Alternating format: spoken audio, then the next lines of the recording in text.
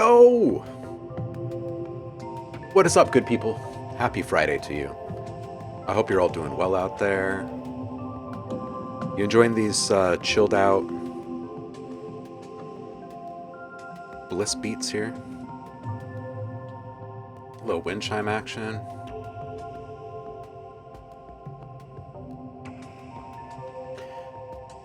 Heidi, you are first. Welcome in. Loving the heart frog there. Super cute. Saf, hello, good morning and good afternoon. Masters by Iggy. Tom, you are here. Morning. Good night, morning. Saf, that was a good lesson yesterday on techno stuff. Yeah, it was. It was good. It was fun. It's always fun just to play, right? Saf and I spent a little bit of time yesterday discussing the importance of play and just how absolutely essential and significant it is to making good music. It is a thing. Javar, welcome in, homie. How are you doing today? Twitch just asks if you wanted to watch some guy named OhmLab.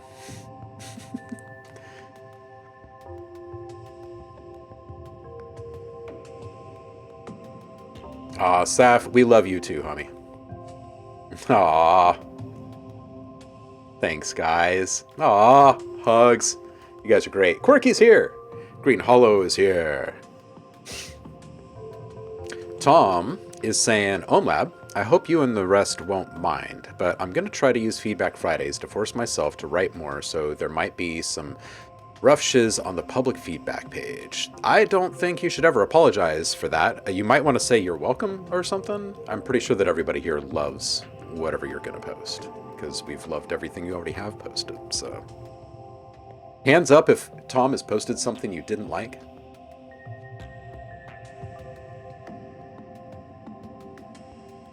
Green Hollow, 6 months. Thank you, homie. I appreciate you. Happy Friday. What are you working on this week?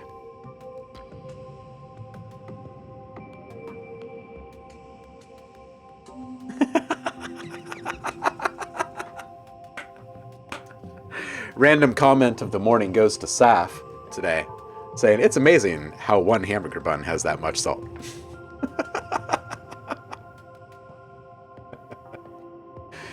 Oh, I think you guys are starting to talk about what's in the feedback queue already, aren't you?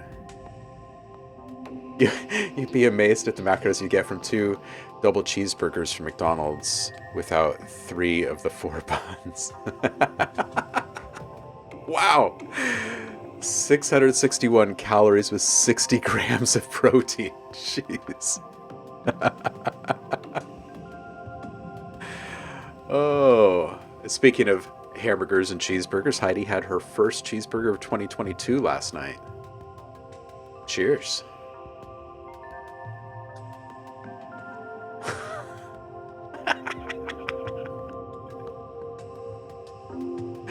Oh, Saf. Quirky is saying the only reason I'm not obese is because there's no fast foods nearby. Where are you, Quirky?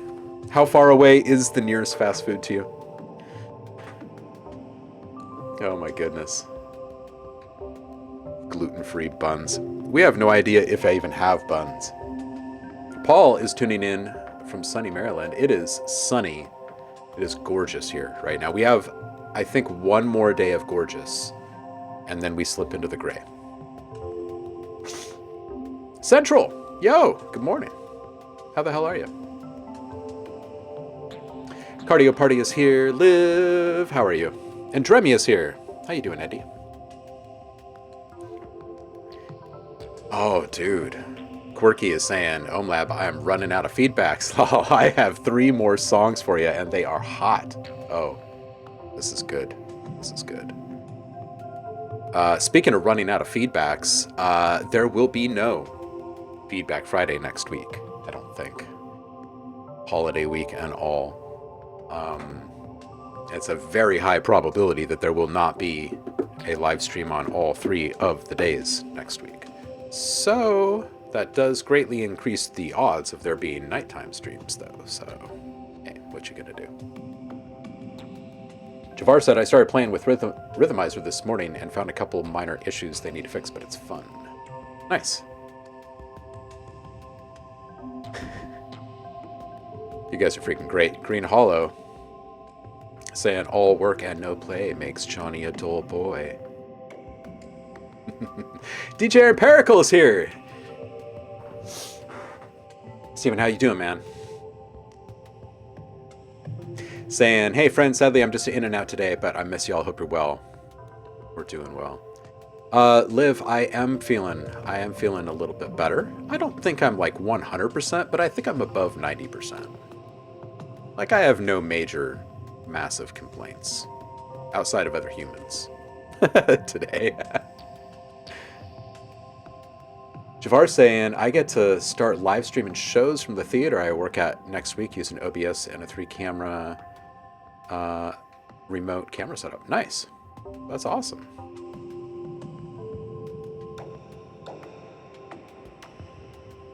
That is great. No fast food in space, says Andremia. Man, now there's an open market.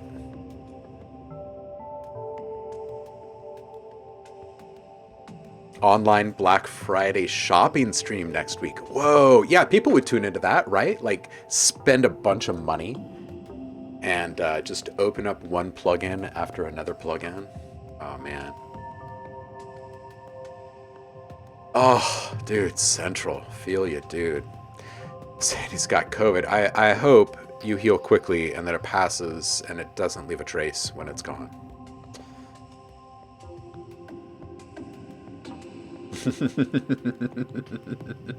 Feedback Monday through Wednesday next week? Alan is here. Welcome in, dude. Good to see you. Lots of pod editing. Well, I'm glad that they're keeping you busy over there. Always good to see you pop in, even if it's just for a minute or two. Empirical. I bet a McDonald's on Mars would do incredibly well. Yes, yes, yes.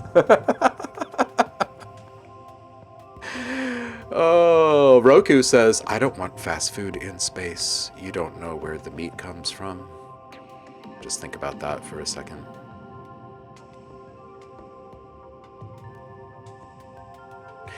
In space, they can transform that slime that starts to build up on the inside of the windows into burgers, which is pretty cool. Not quite Soylent Green.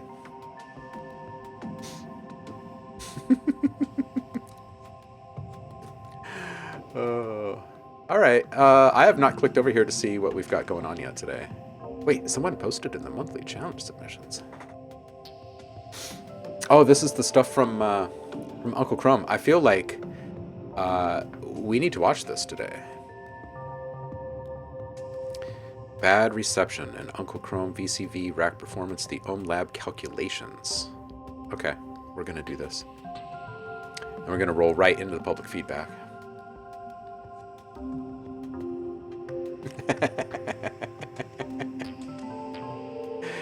Nice, Alan. Excellent. Always good to hear you. Trem ties. Brother, welcome in. I see from your post, changes are a boot. Sending love and good vibes your way, homie.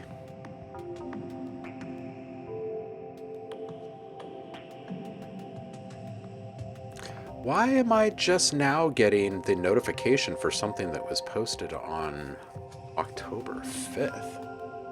That's weird. Okay. Then I guess we won't watch this. Because I guess we already have. Weird.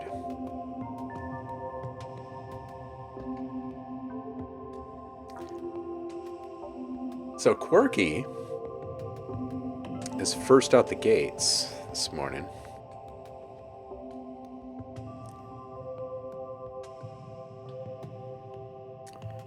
Let's turn off this stuff here.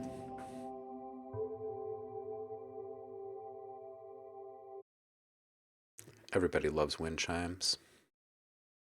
Right? I think.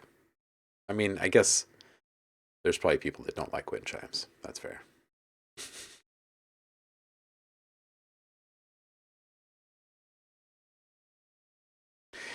It always is a freaking process, Trem ties. Yeah, no matter how healthy or whatever. So big love, homie. Um, let's escape from all of that for a moment and listen to what Corky made this week. This one is called Dark House. Nice image, by the way.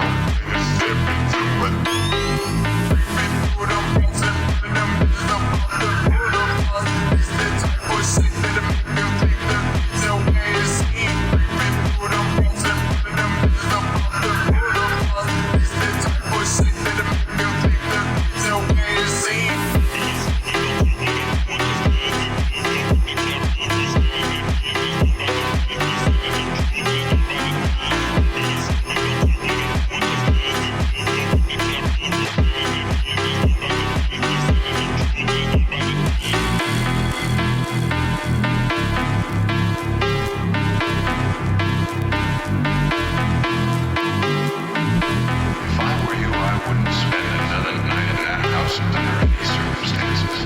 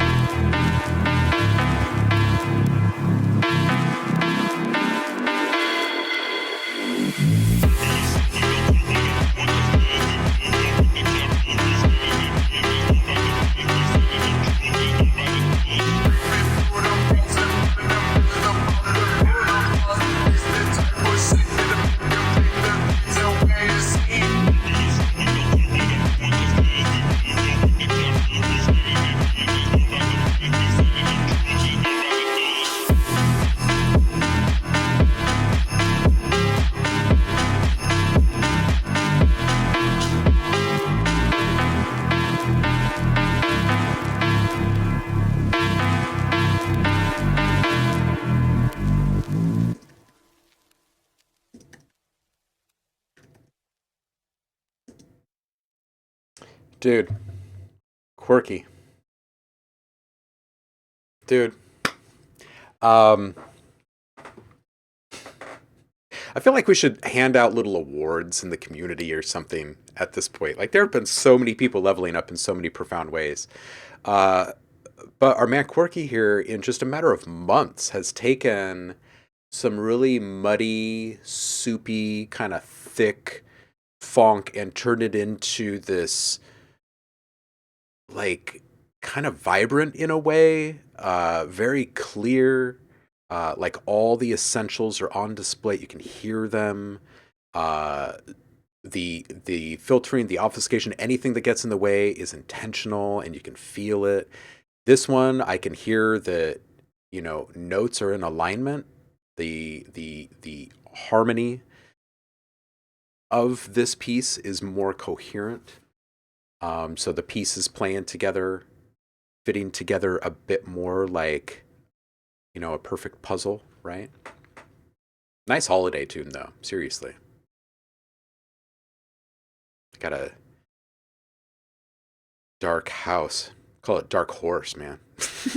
Instead of a reindeer. Um, okay, so I think we've kind of turned yet another corner, right? You're now paying attention to your sound selection, your sound placement, and all of your production stuff, right? Your mixing, your processing. Um, you're paying attention to the music theory aspect. So it's time for some secret sauce stuff, right? Um, there are tiny little things that you can do in a mix that are responsive to itself, right? So the commingling, the cooperation of the various sounds can kind of take it one step further, right?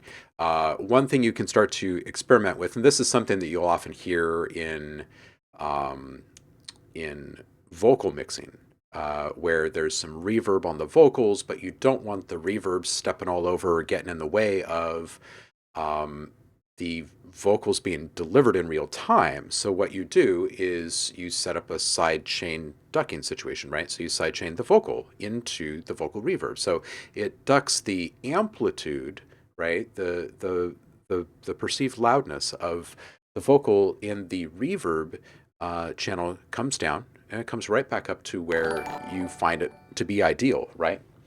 Um, welcome in and happy Friday. So anyway, that's one thing that you can try. There were a couple of elements, and I think I saw. Hey, Phase Zero, welcome in. I think I saw Trem Ties calling attention to on the cowbell. Yeah, maybe clean the reverb tail a bit on the cowbell. There's a couple of things that you can do in regards to shaping of your processing channels. So now that you've got all your reverb sitting there on a parallel track, right, you can do things to that. You can bring that aux track into your arrangement window and you can start putting volume automation on there. You can do all sorts of stuff with it. You can start gating it in different ways, right, like adding little rhythmic elements. You can rough it up a little bit, right? You can saturate after you've already processed. There's so much more you can do with it once you've got it off to the side on its own channel. Not sure. Welcome in. Happy Friday. Just in general, getting back to the mix stuff, mid-highs on this feel a little fatiguing. I think it has more to do with your maximization, right? Like just driving the loudness through limiting. So watch that because it is a little hot on the luffs. Watch the pumping of sub frequencies. So it does sound like some of the filter stuff and some of the compression ducking stuff is involving the subs, and try to not do that too much. Overall, really good volume mixing on this one too. Quirky, you have definitely leveled up again, dude. Big ups. How long is the feedback queue? No, you got time. You can drop it on in here. It's in the Discord. Hit public feedback. We've just gotten started. That was the very first track, so you've arrived at the right time. Phase Zero getting props from Trem Ties in the chat. Ooh, Sophie Tucker vibe, says Liv. People are digging this.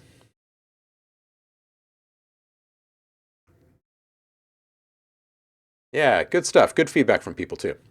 Absolutely. And well deserved, Quirky. Dude, you are welcome, Quirky. Your progress has been profound. Like, you have obviously just soaked everything up like a sponge that the community's thrown. So it's awesome. It's great. Tom loves it. Saf is up next. Let's see what he's cooking up this week. We sat and talked about techno yesterday. That was fun. This one is called Arco Riceless.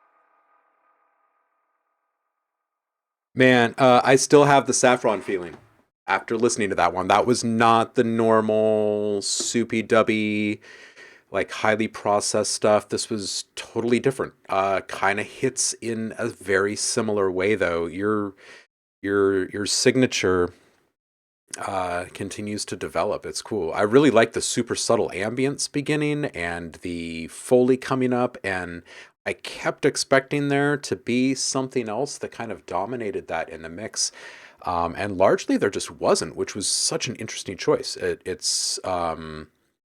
makes the whole thing feel like it can open up just a little bit more. So I think some saturation over the top of it would feel good, right? Just like a nice blanket over the top of the entire thing and see what kind of harmonics rise up to the top. Um, Man, that pad rising felt like, um, I don't know, it felt almost like church or something, like you're being kind of drawn in or called to something. But it was like, it's like the sun rising or something. You know what I mean? It was, it completely changed the whole thing, and yet was still like it was a really super comfy fit. Overall, saturation.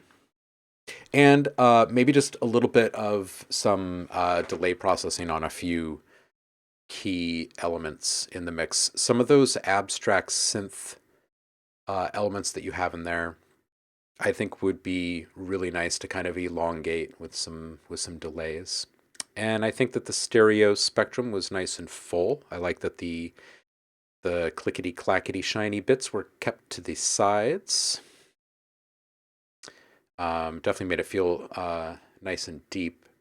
And I do dig the short form pitch modulation happening towards the end of the track. I think some long form modulations on a few things would be kind of cool throughout the entirety of the track. Really good stuff. Really, really good stuff. Let's see what other people are saying. Hey, Zamerits is here. Welcome in.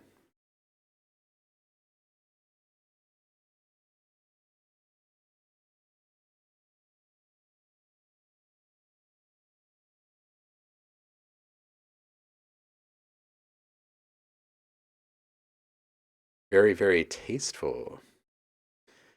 Nice compliment from Rokusai. Um, Liv is saying, wow, I zoned out to this hard in the best way. This makes my ADHD brain happy. Um, Paul says, always love it when Saf does hip hop. Purple Prose is asking, super curious where these sounds come from. Printing shop, perhaps?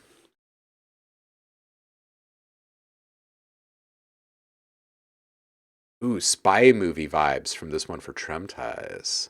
Zamerits, what are you working on this week? How are you? Ooh, Tom made a drift funk track above Quirky's track. I still don't understand it. Wait, where? What? Did we miss a track from you? Oh, this one. Yes.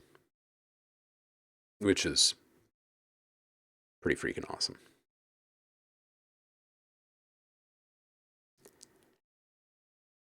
Hmm.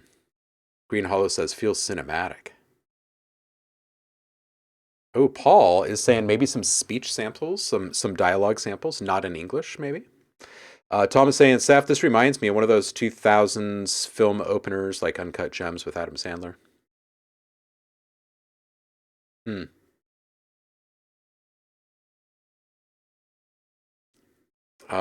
Yeah, Zamerits, I feel ya. It is super crisp here, incredibly colorful. We lost all of the leaves in the giant silver maple tree in the front of our house early this year, like earlier than all the other trees. So it's left me like a clear path to see all of the other trees um, in eyesight change, and it's pretty wild. Like having our stuff dumped so quickly has made me tune into the rest of the stuff around town so much more. And there is like super vibrant colors this year. It's quite nice. I love it. Ooh, you're getting it deep into Euro Rack. Nice, nice. And trying to work out how to make an album. Nice, dude. I want that album. I want that album. Something new from Cardio Party. Okay, Liv says, hi, this is the song I was talking about on Wednesday that I've been obsessively working on for too long, like 2 weeks. How's it feel? As usual, I'm in a battle with the high end, or maybe a conversation, or maybe toxic relationship. I'm not sure. Pick a metaphor. Um, let's find out together. This one's called Follow Me from Cardio Party.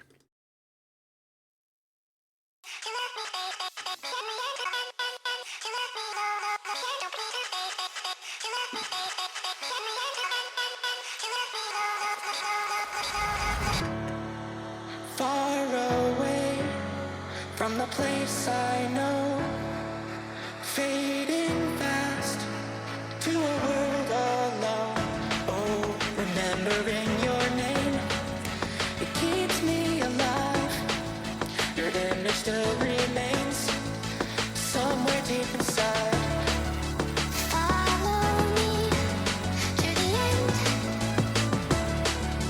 Just believe, don't pretend. Follow me to the end of time and space, till our lives have been erased. Oh,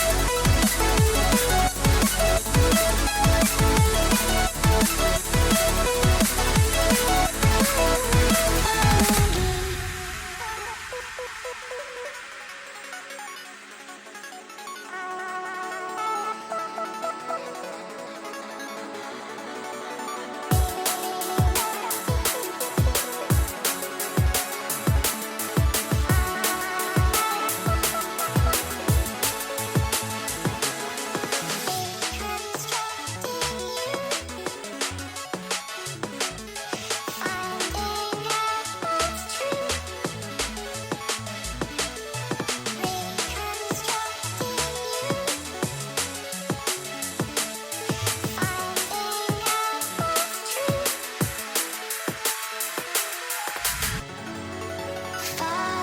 me. Just believe, don't pretend. Follow me to the end of time and space, till our lives have been erased. Oh, follow me.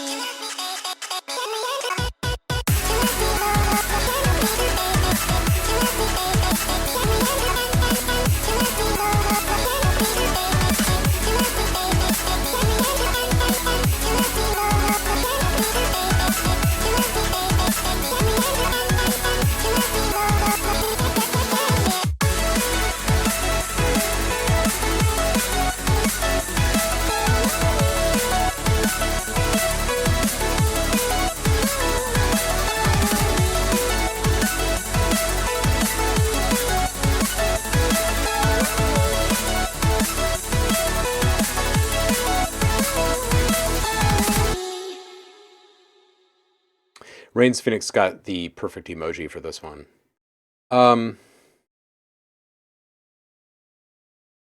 I think Liv on this one. I mean, there's some stuff that I can point at, like between 2 minutes 30 seconds and like 3:15 or so. That segment, I feel like there could be more separation between the vocal and the RP synth up top. I feel like they're just a little too close in proximity. But honestly, I feel like this is one of those that you might just want to slip on over to Anthony and see what comes back, because I feel like there's a lot of really good stuff in here. Your change ups coming back into this reprice here, this right here.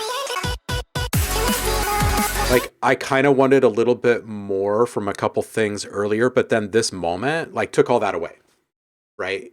Like in that moment, you feel this sense of like, well, Cardio Party is in full control here.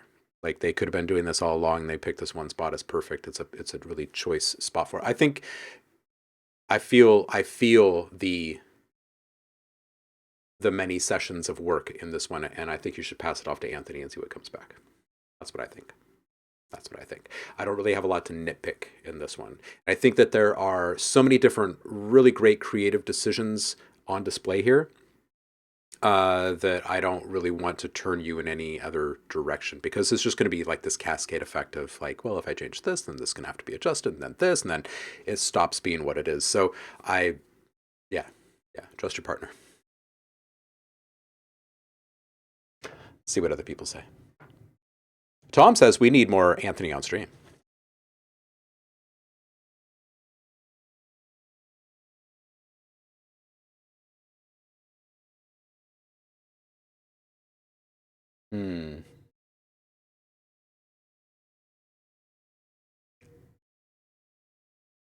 Okay, so everybody loves this. I love this. This is great. Roku says, I like those super saws to be dirty. I'd say saturate those heavily. Mm-hmm. Martin is saying, I would love more play with the saw cords, but that's totally subjective to me.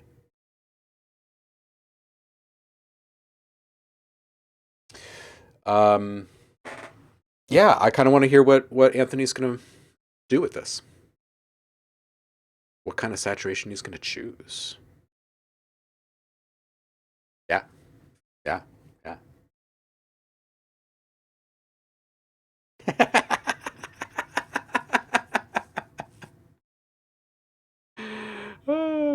Saf is asking, question, how do you make a delay spray? Do you think you can show me? Yeah, absolutely. Okay, so it's actually quite simple. Let's just say we've got a sound. We'll just grab a sound here. Okay, cool. So we'll grab this. This is our sound. This is what we're going to put the delay spray on. It's not as exciting as some of the stuff in your track, but it will serve the purpose. So now what we're going to do is we're going to put a delay on it. And this can be a parallel process if you like. We'll just go here. And it's actually quite simple. We can set everything the way that we want it. Like maybe a fairly high feedback. It'll be a short little burst of sound. And maybe it's going to be like a eighth dotted, let's say, right? Just to kind of add a little funk to whatever just happened, right? And we'll clip it and spread it, right? So the delay tails are feeling a little bit more off to the side than the original sound that's popping off in the mix, right? Get your dry up, right? And then we're just going to bring the wet down, and you open up your automation lane, and you go into your delay plugin, and you find your wet parameter, and you figure out just exactly how much of this thing do you want to go up and where, right? So dial in a couple of points, and then play this back. Again, this is just a little conga, so we'll see what this actually does. Right, so if you can imagine, like, this is some impressive sound design or something like that. Let's do a 16th. Let's see what that sounds like here.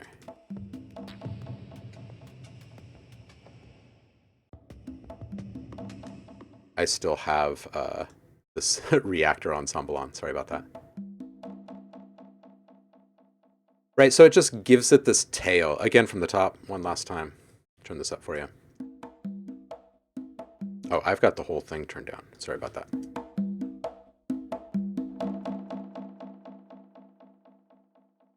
Right, and now you can choose how you want that tail to sound like by switching over to volume automation. So let's say that at the end of the region, you want this thing to be completely wrapped up by the end of the next bar for sure, because you've got something new coming in. So you would probably just want to shape it just a little bit like this. So when it plays back,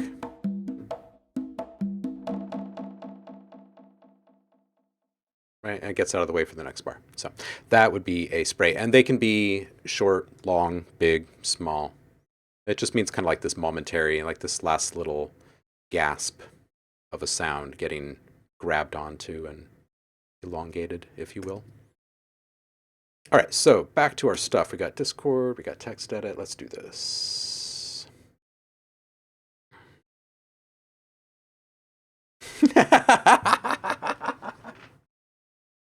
Indremia, how does one pronounce a yaya? Sausage fatter.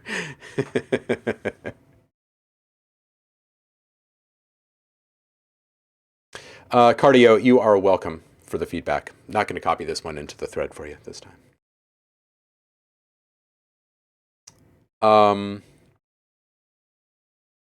Yeah, Martin, this is a great way to put transitions. Saf, we were talking about yesterday about how a lot of times in the minimal techno, you'll hear like a clap roll, right? It's just Eddie, steady Eddie, and and then there's this one,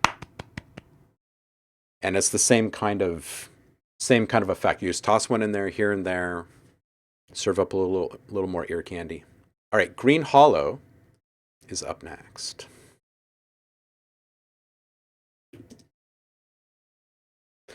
This one is called Kiri.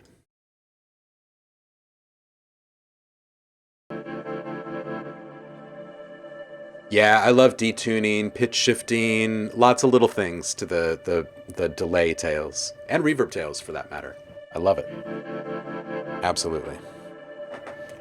You're like, once you process something and give it a tail, it's just the beginning, really. One more thing to hold on to. It's a nice intro.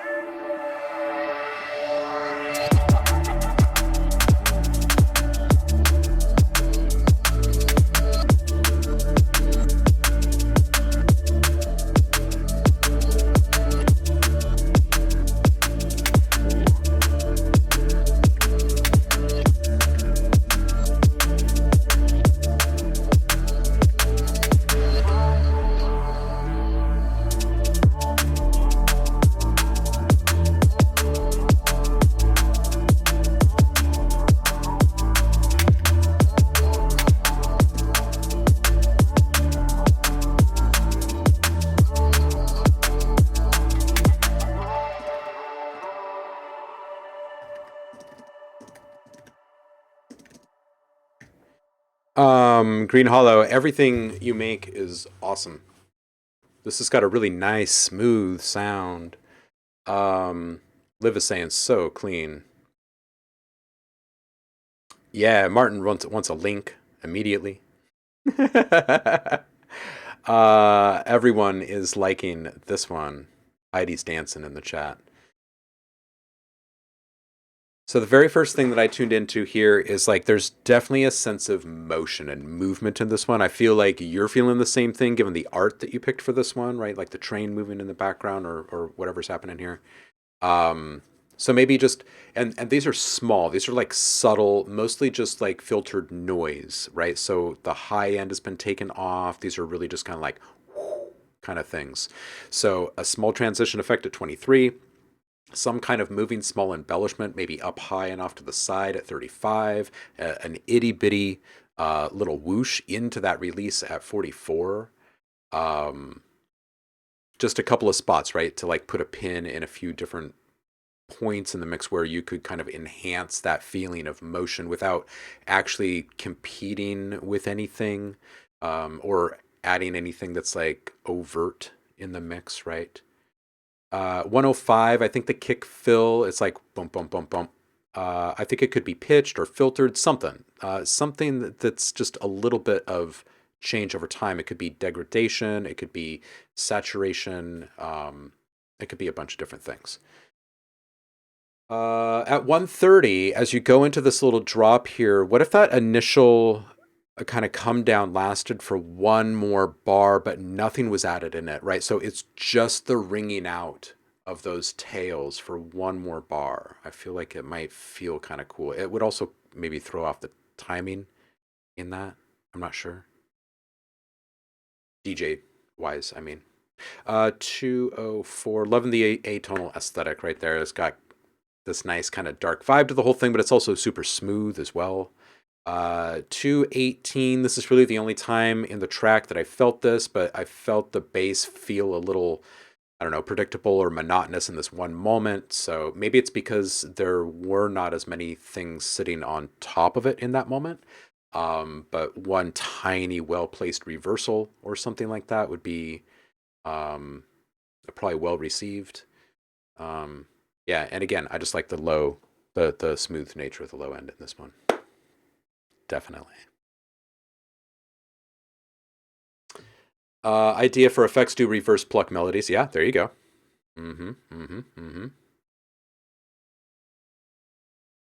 Welcome back, Trent. Yeah, I enjoy me the liquid side of D&B as well. Absolutely.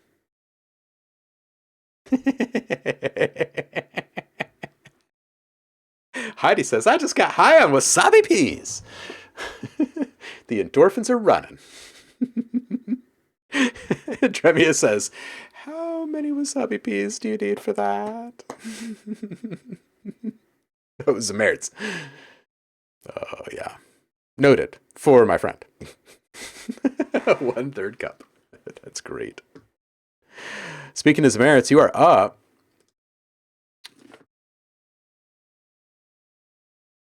All right, our man is saying, got one for you. Might release this yet again, made on a boat. A lot of people drifting off while I was on laptop on headphones. Hybrid analog and digital Arturia microfreak and pigments. Nice. Green Hollow is saying, always excellent feedback. Thank you very much, OhmLab and friends. Going to keep working on this one a bit more, but it's almost there. Yeah, absolutely. All right, this one's called Outward Bound from Zamerits. Heidi, vitamin C. Heidi's coming.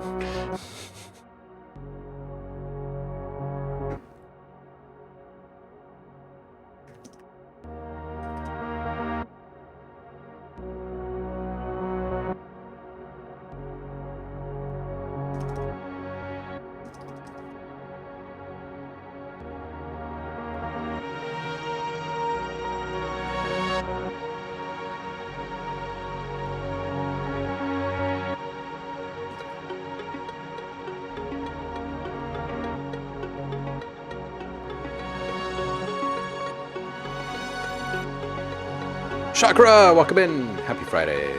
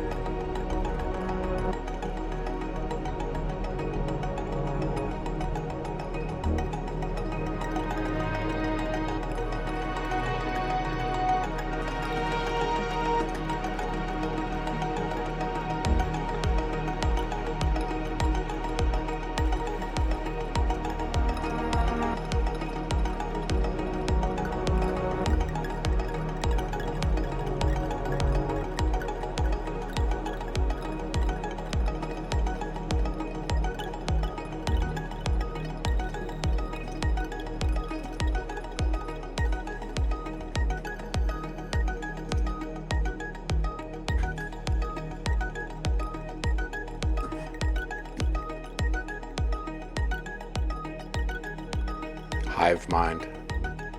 I'm actively trying to type out something, and then you start doing it in your mix. This is great, Zamerits. This is so good.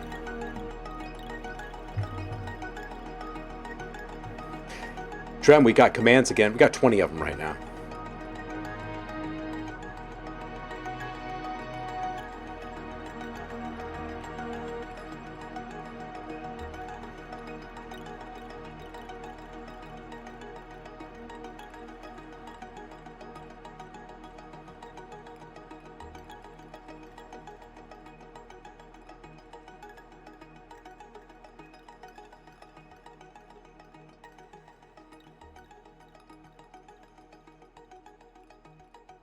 This is great. I love the long, long fade. I feel like it's like, I don't know, it's starting its exit routine like a minute before it stops or something. I love the short stops in the beginning.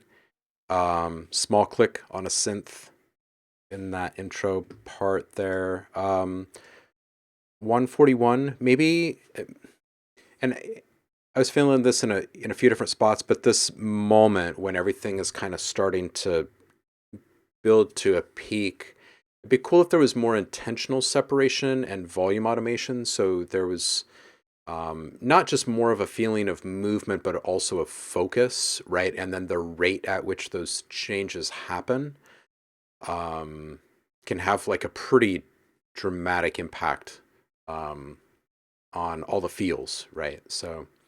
And deep cinematic vibes throughout, but not in a in a very supportive way, in a very kind of soundtrack oriented way. I think some noise and or textures at points like 220 would be good. These things don't have to be ever present. It doesn't have to be like, this this ubiquitous tape noise or something like that. It can absolutely be something that's fleeting, like a swell, and oftentimes those feel really awesome, little swells like that. I'm a big fan of swells. This is really good, Zamerits. And I think I've said this about the last couple. Some saturation over the top of this, like just the right kind of saturation, as like a finishing touch. Just so we can get like squeak a little bit more harmonic awesomeness out of it. That was a very Rokusai fade.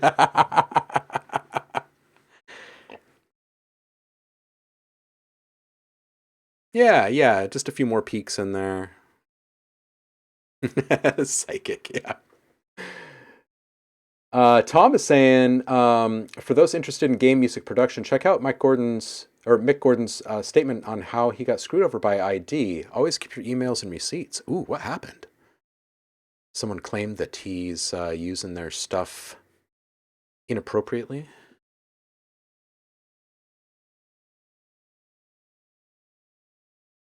Yeah, a little more mixed down. It's going to sound great. It's going to sound perfect.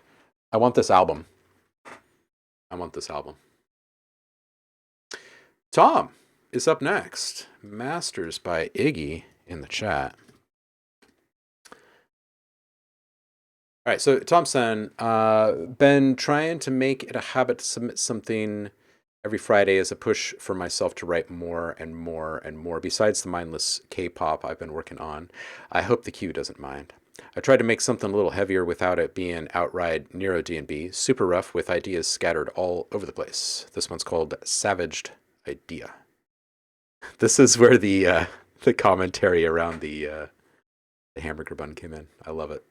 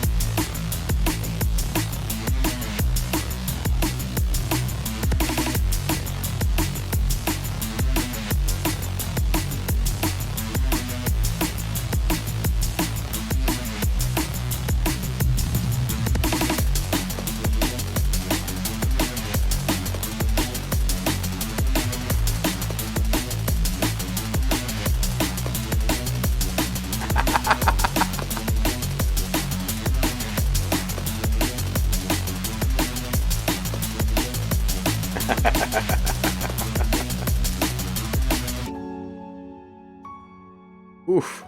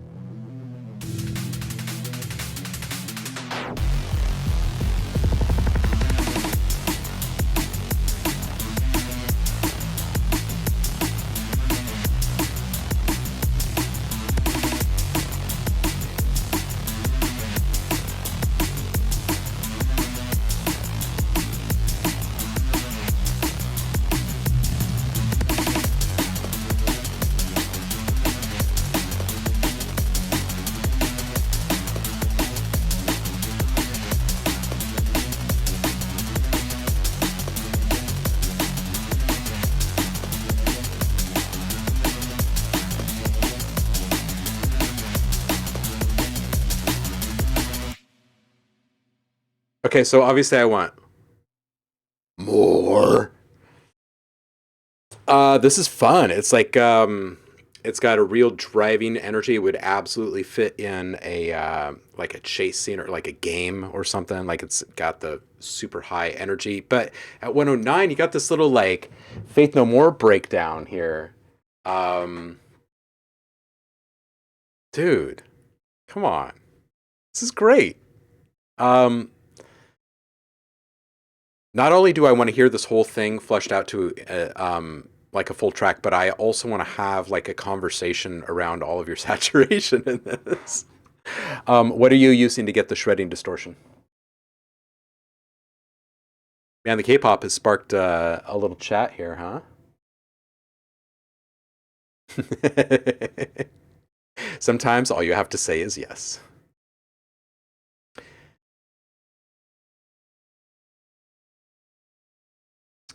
Um, Heidi and Zamer, it's not all of the same commands exist currently that used to exist. It's sitting on a different service. And when I set it up, I didn't realize this, but it's got a 20 video clip limit in there. So I need to work around that. Work around that.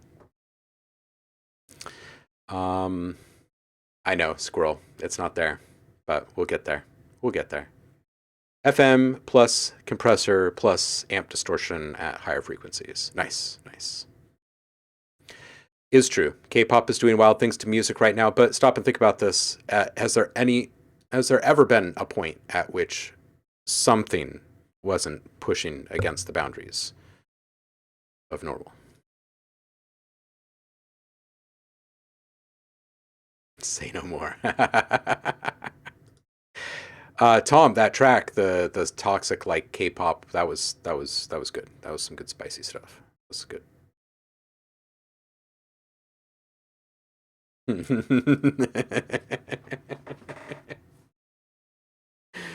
It is how we fight entropy.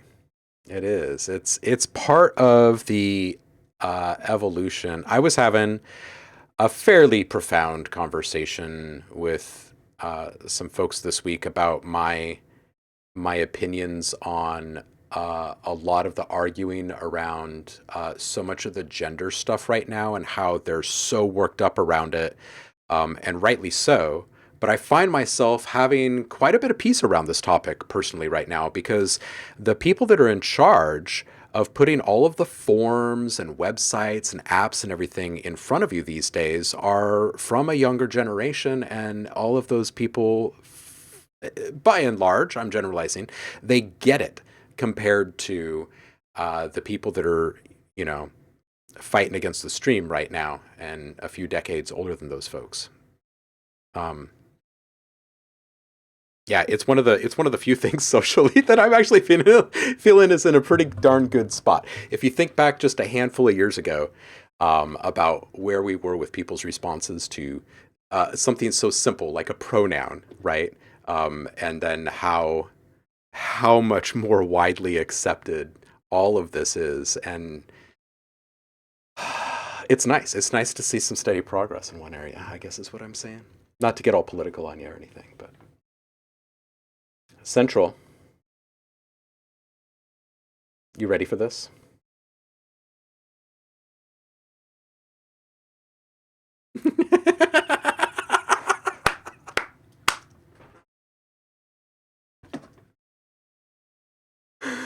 Oh my God, some merits. I just read your comment. Pronouns cost $8. Cheers, homie. You get a prize. You get you get scotch. That's what you get. All right, here we go. Central is sharing interlude for the EP. Oh man. Thank you, Zamerits. Very short track, says Central. It's all right. It's all right. It'll hold us over. A little bit.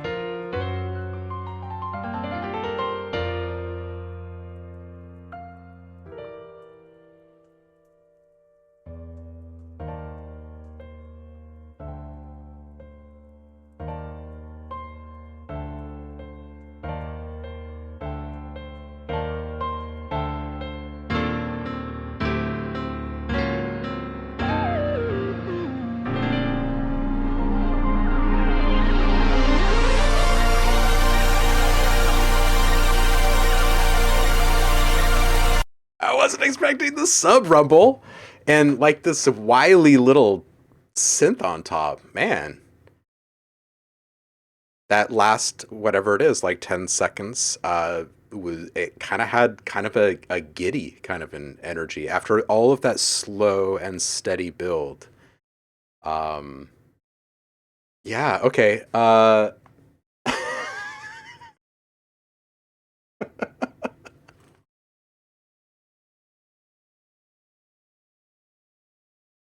Yeah, you can read the chat yourself. I mean, I think. Hmm. Hmm.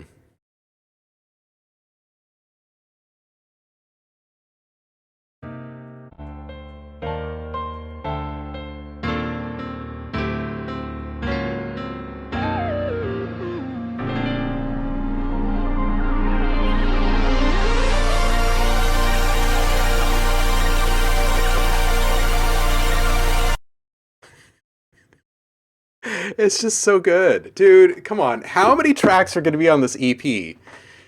And when do we get it? And then stop. Rude, right? Oh, but hold on. This is a little bit longer than the other one, right? Like because we had the other short little was it intro?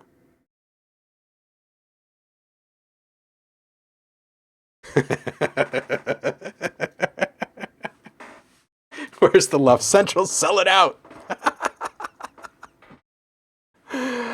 Oh, 7 to 8 now. I'm actually really close to being done with the production, waiting on vocalists and instrumentals. Nice. Oh, I bet this is starting to feel like a real thing then, huh?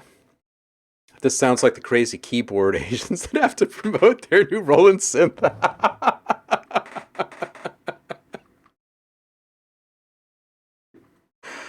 Oh, did you guys ever get into Torley?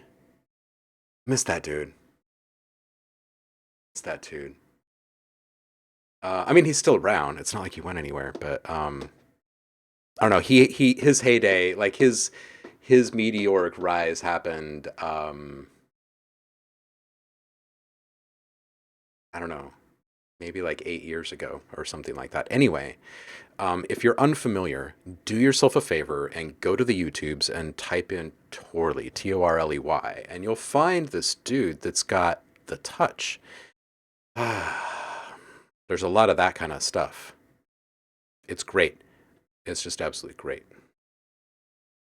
Yeah, it's coming together for once here. Oh, nice. Roku found it. Nice.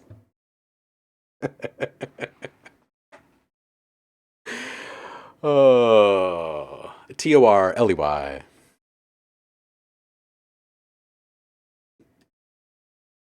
And Roku Sai, our brilliant commander, has already linked to it in the chat. You can click on it if you like Rick Astley. just kidding.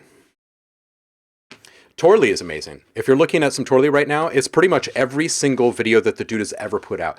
There are videos that he put out over the years where all he did, and these were kind of rare because usually he's with the many of the words. But every once in a while he would put out something really short and like no music involved. And even those were just always riveting for me. I don't know. Very genuine dude for sure.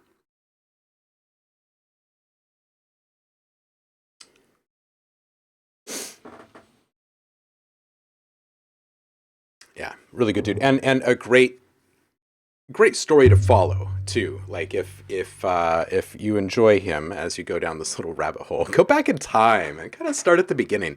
He has some deep roots in the gamer community, and then that led to some other stuff, and sound became a thing. Started sharing personal things about himself. There's a lot of drama. It's worth it. It's worth it. Central, thank you. I think all of our ears are pleased. Alan is up. It's been a few weeks since we've had anything from Alan, so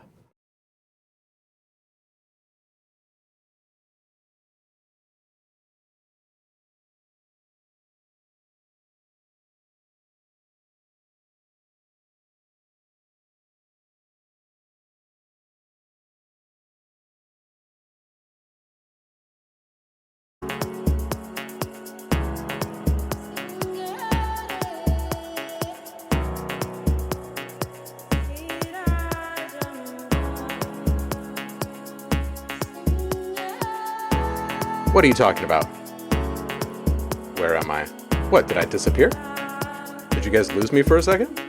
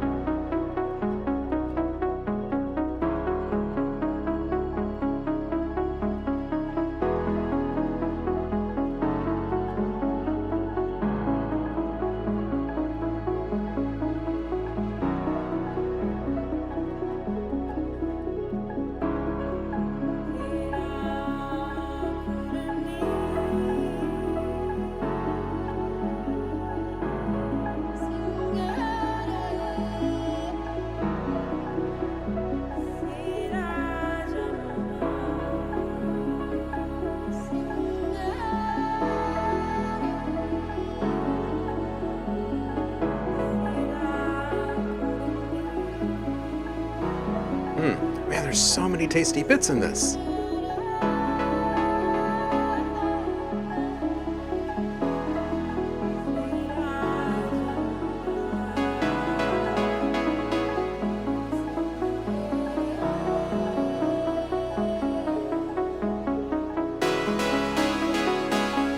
This is good.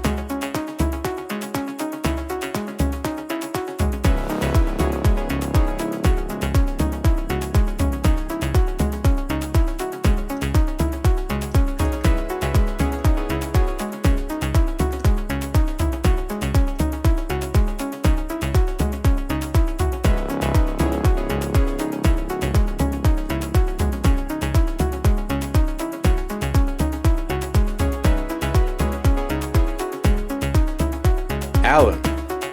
Alan. Bravo. Get it. This is good. Yeah, and Trem is saying this is very visual, and Liv is immediately agreeing. And yeah, this is definitely something that you hear and you look up to find the screen to see what kind of visuals are happening. It's beautiful. It's lovely. It's a journey. I love the pace at which it's all unfolding. Of course, the palette. I think every single track. I don't know. I want to say you've brought like by maybe I don't know like 7 or ish something like that in this last year, and I feel like each one of them, the very first thing that stands out is the palette, is the sounds that you've put together, and two, your approach to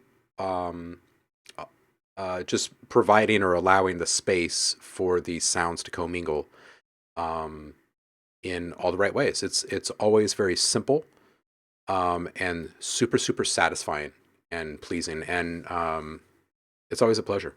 I love the sense of time in this one.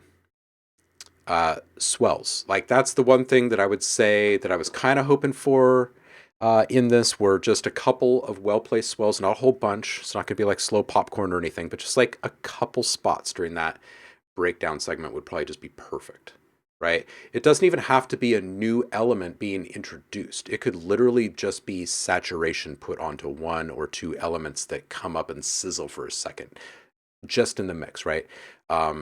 Just send 1 to 3 tracks over to a parallel channel, put your favorite distortion plugin over there and make it move a little bit, right? And just automate it up and back down. That's it. A couple of those would feel really good. Yeah, I really don't have much for you on the technical side of things. I think your stuff is really solid. I would love to hear a really nice saturation treatment on this entire mix, like just right over the top of the whole thing. I think it would really, like some really nice analog, outboard gear. It's deserving. What are the synths that you're using, by the way? Do you use hardware or are you producing all in the box? I'm not sure if I've asked you this before. Heidi Good Friday. You've had some good ones today. Diva. Yeah, there we go. There we go. Yoo-hee. Yoo-hee. Yeah.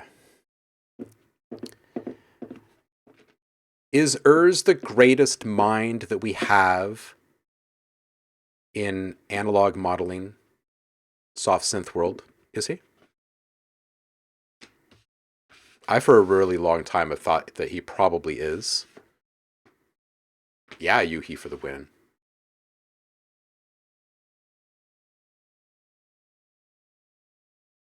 Moving on. Drumties is saying, a little thing I'm working on, having some problems with getting the vocal through the mix, and I'm a little unsure if the kick can come down a bit or just needs a low cut. Javar is saying, definitely. So I have one person agreeing with me. Yeah, there's just something about the way that the dude's mind works. Not only does he come up with really creative ways um, to work the ideas into a functional uh, tool, a synth, right? But and effects and all sorts of stuff for that matter, modulation especially. But just the overall understanding of the landscape of the industry and like all of the complexities at every single point. It's tremendous to me. I have so much mad respect for that guy. This one's called Call My Name. This is Tremtaz. I've never seen a girl quite like you. You make me go completely insane, and I'm loving it. My heart keeps skipping a beat or two every time you're calling my name. Every time you're calling my name. Every time you're calling my name. I've never seen a girl quite like you. You make me go completely insane, and I'm loving it. My heart keeps skipping a beat or two every time you're calling my name. I've never seen a girl quite like you. You make me go completely insane, and I'm loving it. My heart keeps skipping a beat or two every time you're calling my name. Time you call, every time you call my name, every time you call. Send some. Welcome in.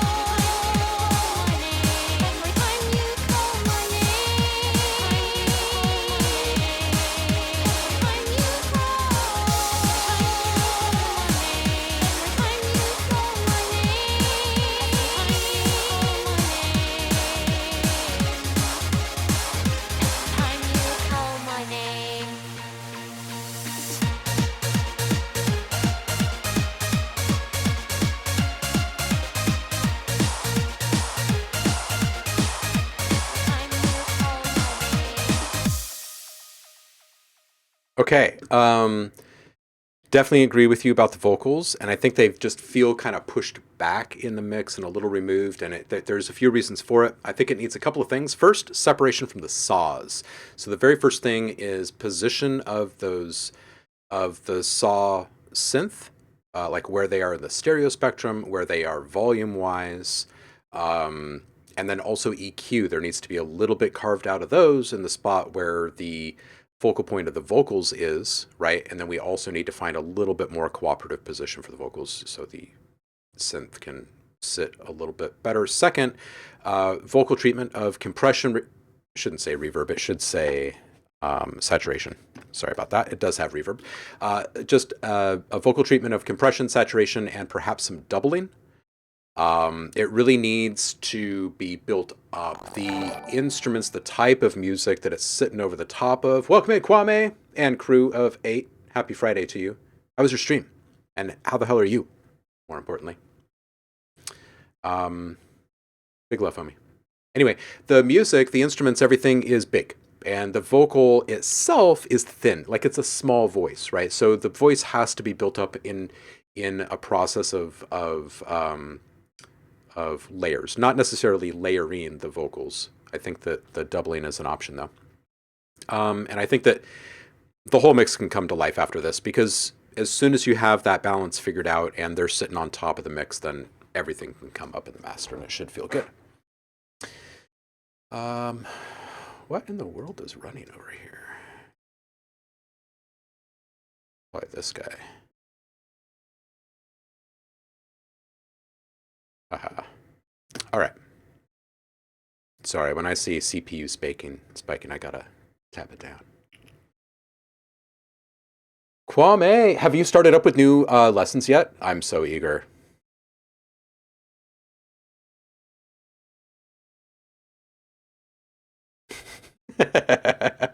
Felon, welcome in. Happy Friday to you, right? The vocals of that one, right? Oh, man. Absolutely. Yeah, Trem, this is fun, of course. All your stuff is fun. Definitely bring this one back and let us know how the vocals end up working out for you. It really can do a lot with just like a little bit of doubling, and you don't have to actually you don't have to create a copy of the vocals in the arrangement window, right? Like you don't have to put it in its own track or in its own lane. You can send it out on a bus to an auxiliary channel, and now you've got your audio in two places at once, right? You put a little sample delay on one of them, and boom, now all of a sudden you're hearing it separate. It's not very much, right? And if you uncouple your left and right with a sample delay, you can actually send it to one side or leave the perception of it being to one side. So it's easy to create some kind of backing vocal scenarios with something like that. Something to play with. Holt, you are up next. What did you get to work on in your stream, Kwame? Oh, awesome. You met with Evans yesterday. Not in person. They're on opposite sides. Got two harmonies and one that is one octave lower than the main vocal right now.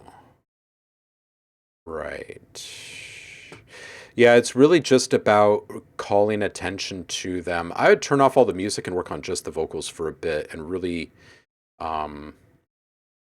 like spend a fair bit of time playing. Just kind of playing with a couple of different ideas, a couple of different types of saturation, distortion, right? A delay might be kind of good. Might kind of elongate, create more, audible content.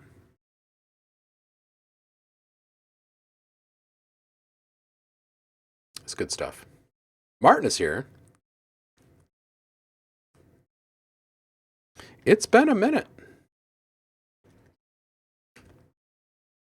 This one is called Break My Fall. Radio edit. Let's see what he's cooking up. Oh, I've been changing. Oof. My mind's escaping so far with you.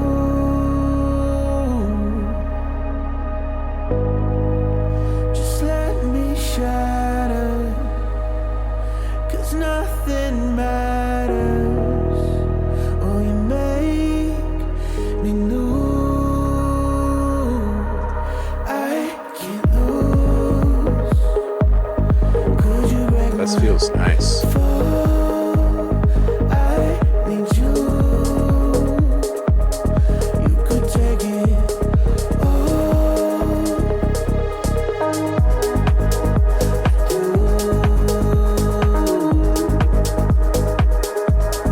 make it all.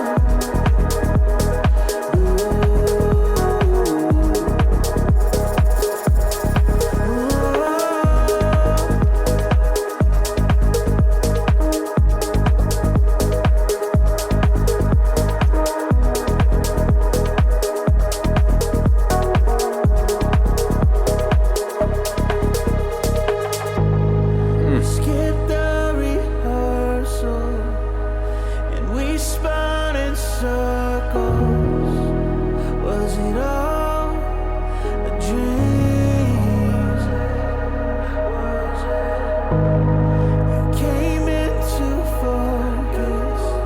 I knew I wasn't hopeless. Never want to leave. I can't lose. Could you break my fall? I need you. You could take it all.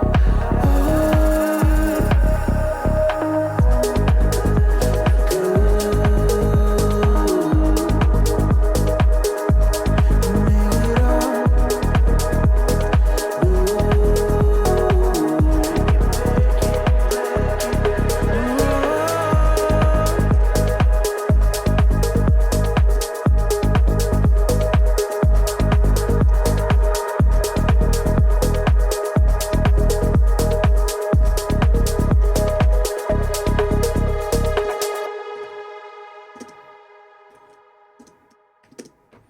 Oh, this is so good. This is so good. To me, I want a greater, like, intentional perspective on this one. The freaking vibe of this is great. The all of this is so good. Your palette is good. Your mix is obviously super nice. The ambience, though, I feel like kind of competes with it. The backing, the breathy bits of the backing vocals, like there are just certain things that I feel could be more subtle or subdued in the mix, and they're really up in the middle, top middle, and they're competing pretty heavily with the rest of the mix. And I feel like it's doing a disservice to the overall vibe because you could be bringing up those moments and bringing them back down, and it could be more dramatic and emotive, and it could really just pull like you. This is the type of song that you can basically control what people do. You know what I mean? Because they're so locked in immediately. They like that very first note got me, right? It's really the quality of the sound that you've compiled through all of these different commingling elements. So I feel like more space between each one of those elements, using a little bit more saturation over the entirety of the mix to make up the distance in difference there, right? The perceived loudness will come, but it will come through greater harmonic distribution, right? So it's going to just make the whole thing sizzle just a little bit more, I think. And then, as you're setting up your volume changes over time, your pan changes over time through your automation, make sure that you're shaping those so those are not all linear, predictable paths. Make sure that some of them kind of swoosh up and, kind of go back and forth, stagger them between concave and convex, and, start to create a bit more of that kind of push-pull, like you're the leader and you and the audience are dancing together, right? You want them to dip. You've got to actually move to make it happen. So that's what I would say is like my big piece of feedback here is the automation lanes need to be opened up and the mix needs to be opened up. Man, there are so many points that just feel really, really good. Yeah, I really think that those are the only two things. Specifically, the separation between the original sounds that are generating a lot of the atmospheric feel, and then the atmosphere itself, right? Those effects tracks. So, hope that vibes. Let's see what everyone else is saying. Oh dang, people are loving this.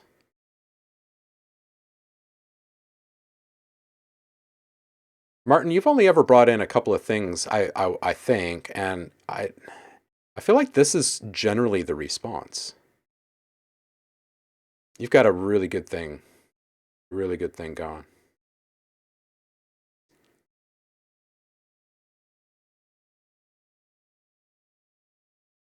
Aw, there's so much love in this freaking community. I love it. It's Neg 6 Luffs. Yeah, I mean, that's contributing to it. That's definitely contributing to it. You could back off 10 Luffs and reclaim a fair bit. Like you could see Like there is no valley floor. There is no halfway point. This little guy right here. Nope, it's still above half. You got to get some of these bottom points below the halfway point of your overall like your highest volume peaks. That's what I'm trying to say. A little bit more space. And then I think this thing is really, like this could stay in someone's mix for years. This is solid.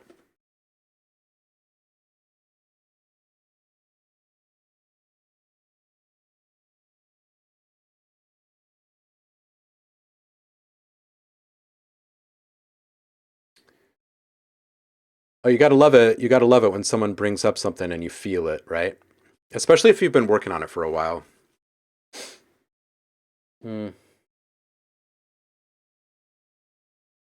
Yeah, Felon, I said the same thing. That intro ambience, the atmospheric stuff down a couple of dB. Yeah, absolutely. This is the first one you've brought in. Okay.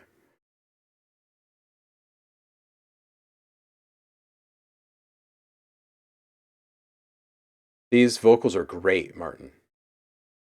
Yeah, absolutely great. This is so good. So good. Good stuff. Good stuff. Good stuff. Not Sure is up next. And Siri always correcting how I spell my things. All right. Not Sure says, working on a remix for a contest, a little outside my typical genre. This one's called Time, Time, Time.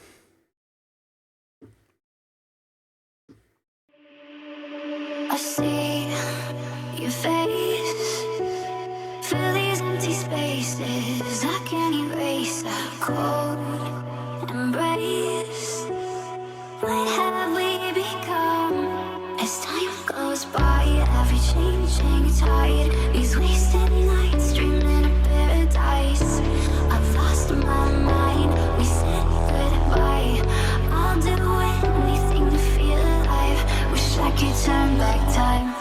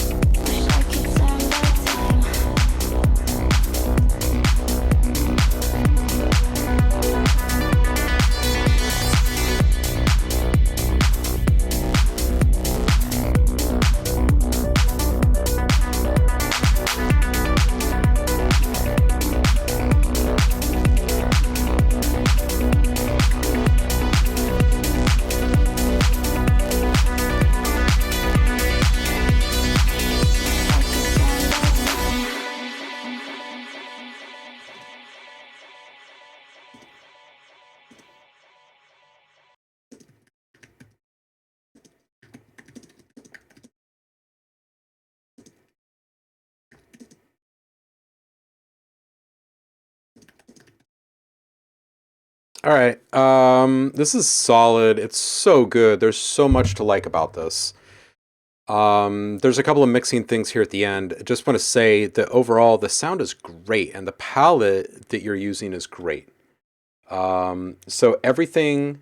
Oh, right, of course, remix contest. So everything is yours except for the vocals. So, and one lead synth in the middle. Um, yeah, I think that number one, let's all stop and consider the fact that we love it when an artist that we love takes something that we know, and that is, we'll call that the center point, and then they reimagine, they move, like theirs is way left of center, right? So don't be afraid to treat the vocals in a totally different way. It might even be interesting to hear them like go into like halftime, like drop down, like right at the point of a transition, like the last two syllables or something.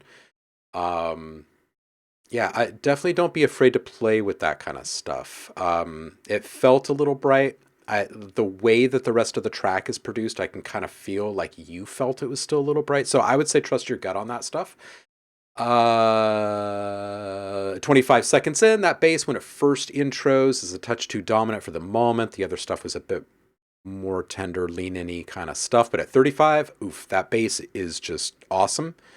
Really digging the time that you spent on dialing in the long form modulation. The timing was very nice.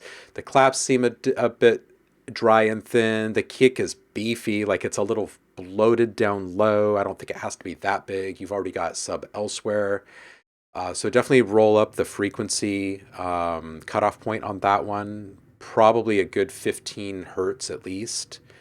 The vocals are crisp and clear, but when they do coincide with some of the synths here and there, it does get to be a bit much.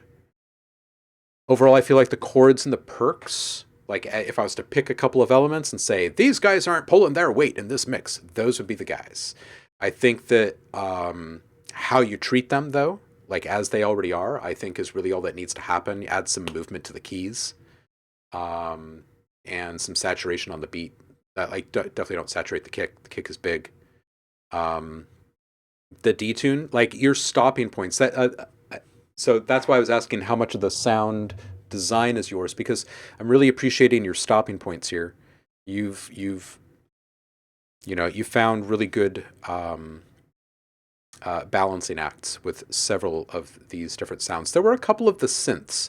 I think one of them might be one that isn't yours, that's in the middle of the mix. It was a little whiny, a little high-endy, and I felt like it could be tamed in a very similar way that the vocals could be tamed. They kind of play off each other there.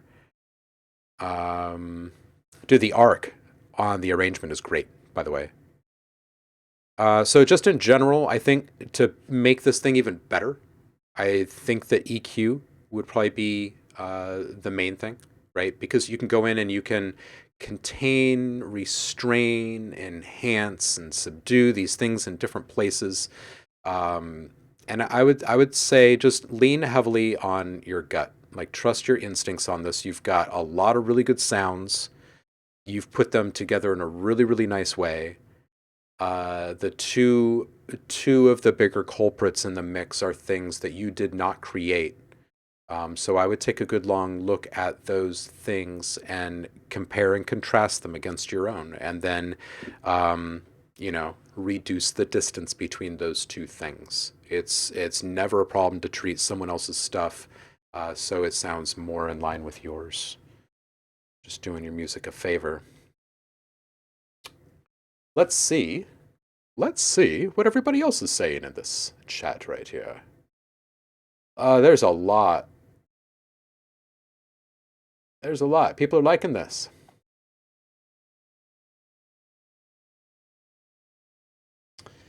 Love the reverse reverb vocal effect. Really nice.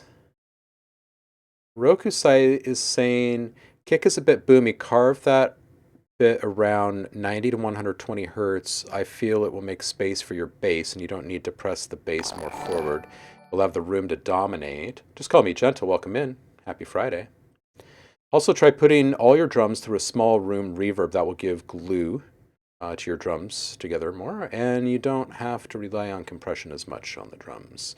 Bring up those pads too. They're so lush, but get a bit over dominated by the rest of the dance elements. Stellar track though. Arrangement is on point. Boom. Boom.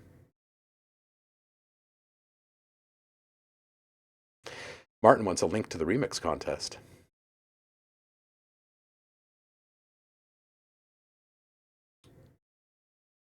Stock 808. Yeah, definitely treat everything in the mix. You know, you've got a really nice song here, man. Synth in the background at 251 isn't mine, but otherwise cadmium is the main synth I used. Highly recommend. I've never used cadmium. Yeah. Trumtice, what did you find? I'm lush. Saying there's been so many great tracks since I've been here. Dude, seriously, like Fridays are so good here. Fridays. This community is great. Not sure. This was awesome.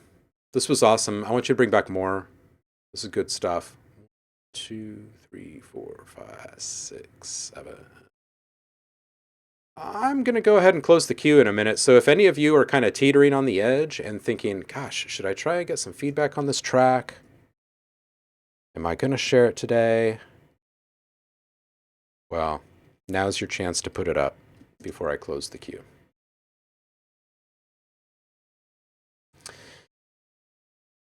I'm Lush. Ant, you're up. Saying, just something I've been working on when I have the time. Transition to build is rough, and I'm going for the roller D&B style, something I haven't done yet. Okay, cool.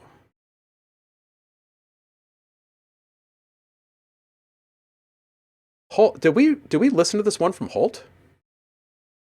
Did I just skip over someone? And we're going to come back to you in just a moment. I think I skipped Holt. I don't remember listening to this. Let's check this. Some UK garage. My bad, Holt. At least I didn't make it all the way through the queue. Which has happened before. All right, this one's from Holt.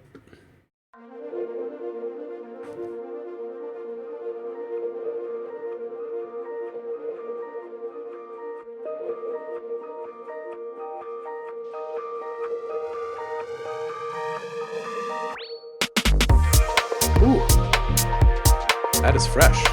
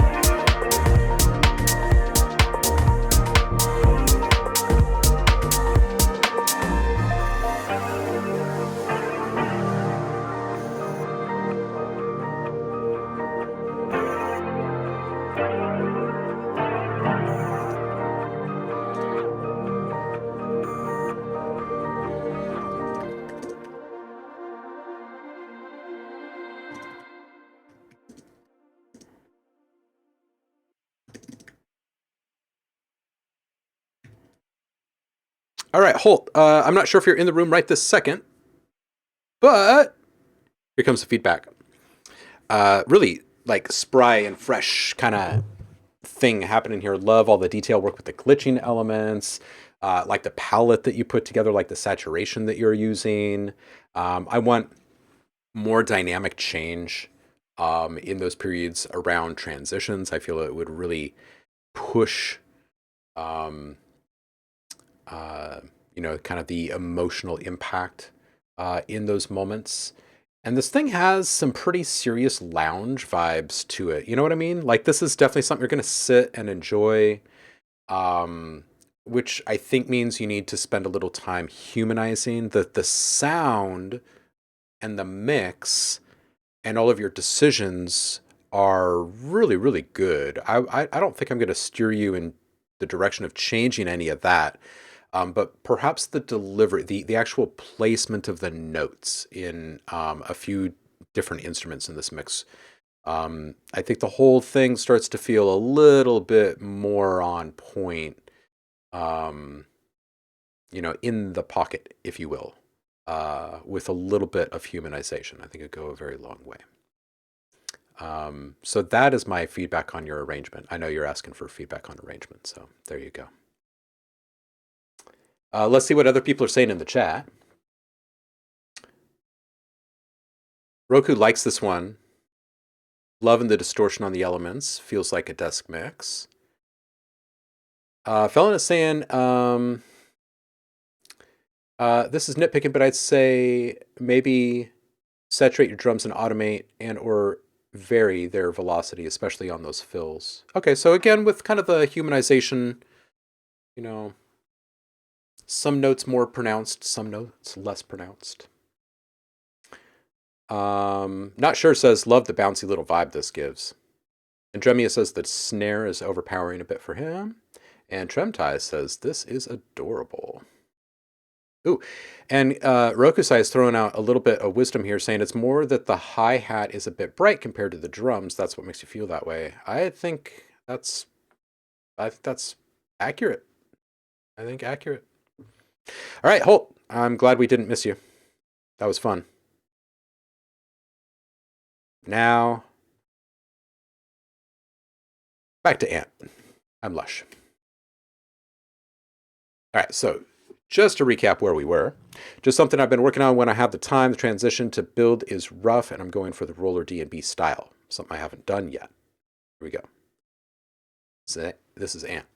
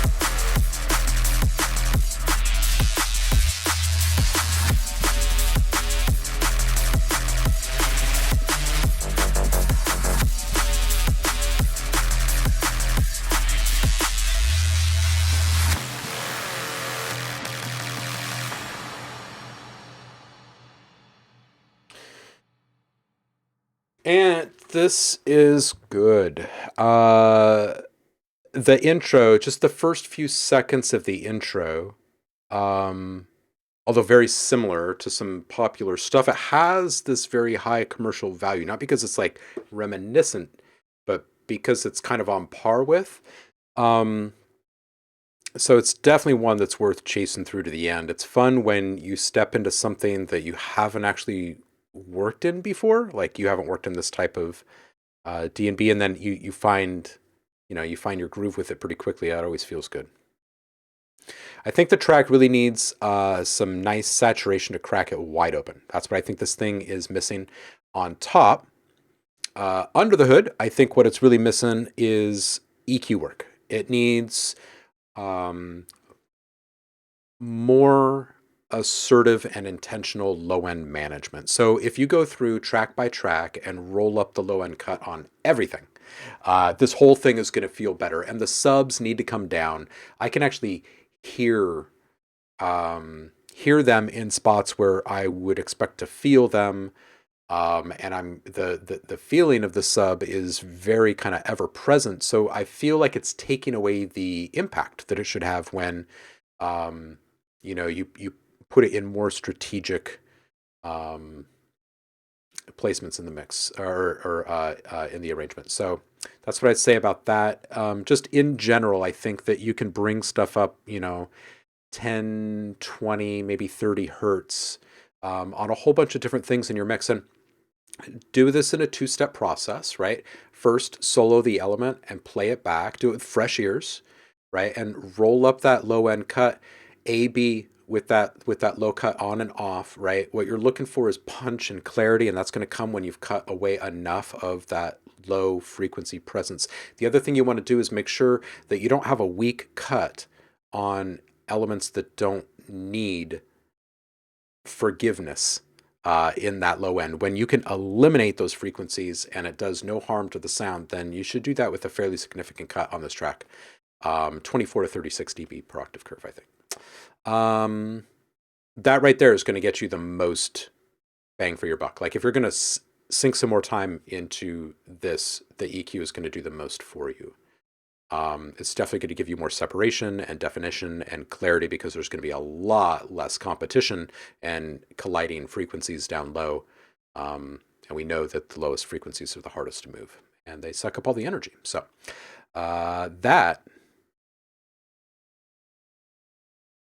that's where we are with that. Roku wrote something. Martin says saturation is the shit. This is true. Roku says, cut the low frequency of the sub bass. Don't need anything lower than 45 hertz, 12 dB per octave filter. Anything lower than that just costs you your dynamic range on the mastering limiter. Also, saturate that even harder, give it more overtones. That will make it feel more glue to your synth sounds. Absolutely. Be careful with the high end on your synths, though. They're on the bright side of things. Having them a bit more dulled will make your track sound more cohesive. Yeah, I would say bring your high down to like 10K and see what you feel. Because that's going to leave a little bit more room for the ticky-tacky stuff in your perks.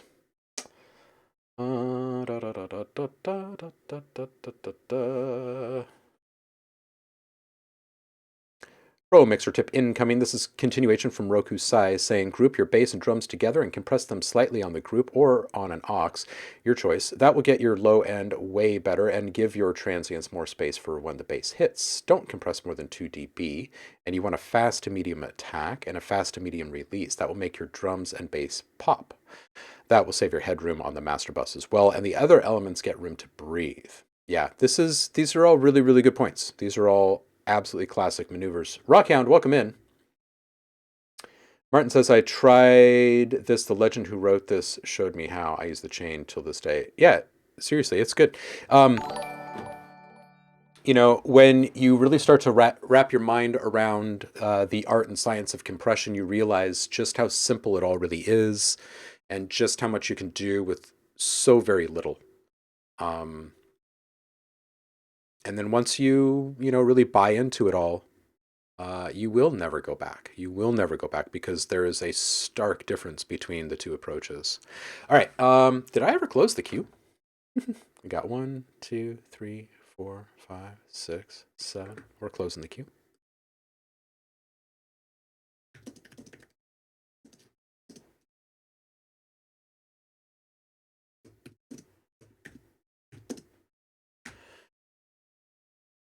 All right. Let's see who's next. Ooh, it's Chakra. Martin says, I don't compress individual sounds anymore unless they really need it. I just do bus compression. Hey-o! There you go. There you go.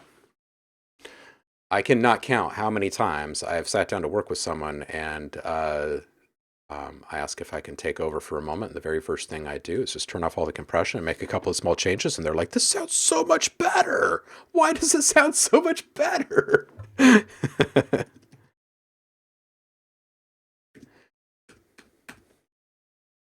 All right, this is Chakra D&B, Edge of Tomorrow, and it's always good stuff.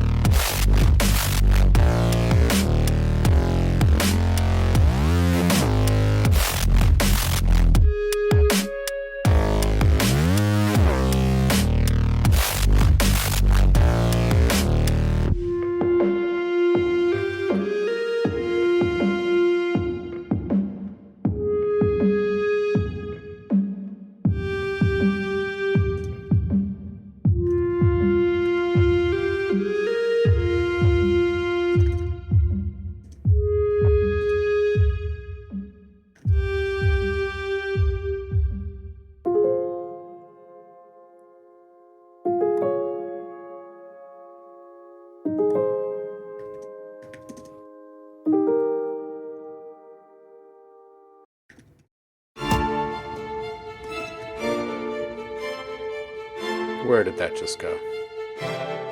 Okay. All right, Chakra, D&B. This is really good stuff. I feel like the Foley that's scraping there, the noise scraping, it's a bit overpowering. It needs to come down at least 5 dB, I think. The clave can come up a touch of attack on that bass synth would go a long way. Right now, it's very close to having a little click on it, and I think even if it's just like 10 milliseconds that you're adding to the attack there, it might feel just a little bit better. It'll still be super punchy, but it'll be just a little less. It'll still be jarring when it comes in, but the way in which the note is delivered won't be jarring itself, if that makes sense, right? The stark contrast from where you're coming from to where you're going with that bass is jarring enough. I think just a tiny bit more lead time on that. And the bass is too dominant. It needs to come down like 4 or 5 dB in the mix overall. More separation between elements. Scraping is a bit distracting in this one spot. I don't have timestamps on this. Might want to play with a filter there. Small suck back transition before the bass comes back in to the mix towards the end there. And then lastly, just a couple kind of overall mix things. One, the individual elements in the track feel quite independent from one another at points, so a little bit more glue there. You know, compression, but not to increase loudness, right? It's really about the peak management. And then less compression on the reverb, right? So if you're relying upon compression for loudness at the end of the day on this one, I feel like it's going to bring the wrong kind of attention to the wrong elements. And I think that's part of what's happening with the Foley scrape, with that noise scrape, right? And with the reverb, right? There's points where it's like bordering on like unsatisfying at points. There's just like this kind of characteristic that's pushed to the forefront, and usually that thing is like way back in the reverb, so it isn't something that would ever grate on you. So it's really just about kind of bloating these sounds with compression or limiting it, and they don't need to. So saturation. Let's see what everybody is saying here.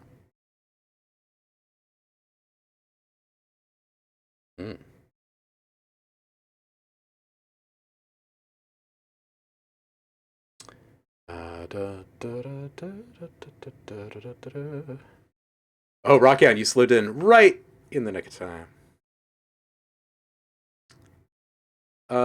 Just following up on this chat conversation, Roku's tossing in another chip here. Depends. Sometimes I stack a bass with another sound. If I want a stereo image on the bass sound, if it would be a single source, generally the sweet spot for the mono would be around 45 hertz for me, and the high-end crisp would be at the most 400, 500 hertz, depending upon the key of the track.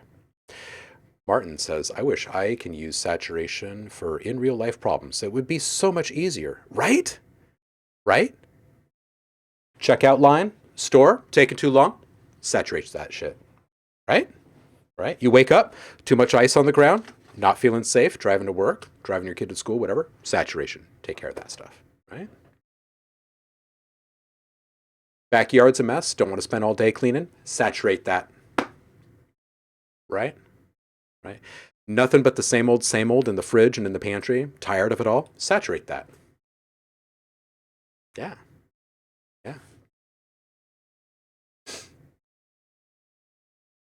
Feeling says, I compress the whole master by putting ratio to infinity and threshold to neg 90 dB.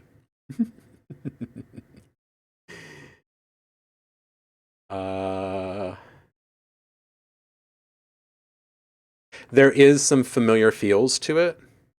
I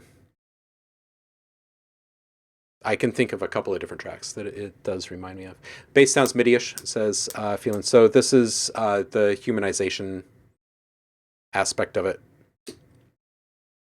Ooh, Martin says, I recently got the Neve preamp. Love that shit so much, right?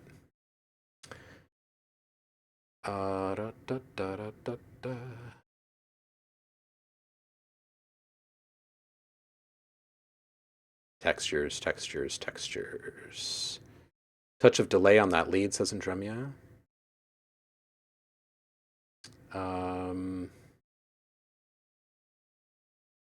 Roku is saying, OhmLab pro tip number 2, increase attack time on the bass, regain the transient with the transient shaper. It will feel like an actual pitch bend and not the destruction of the transient by an envelope. There you go. So you can have your cake and eat it too, right? I'm saying add a little bit more attack to the bass so it delivers a little bit better. You can use a transient shaper to kind of accent the delivery just slightly.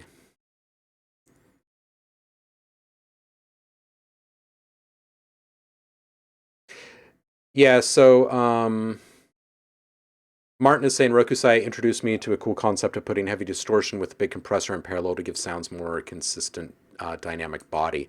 Yeah, it's akin to like the brick wall compression, right? New York style compression, whatever. Um, Getting a whole bunch of grit from something and adding it back in a small dose, right? Chakra, you are welcome for the feedback.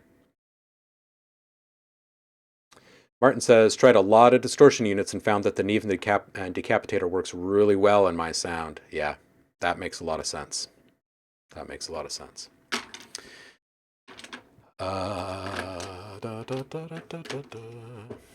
That looks like the end of the feedback for this one. Trump says, I need an equalizer to EQ out all the things I don't want to hear. You mean like the political banter of the world at large? Being in crippling debt? Saturate your account with money. Exactly. See? Saturate.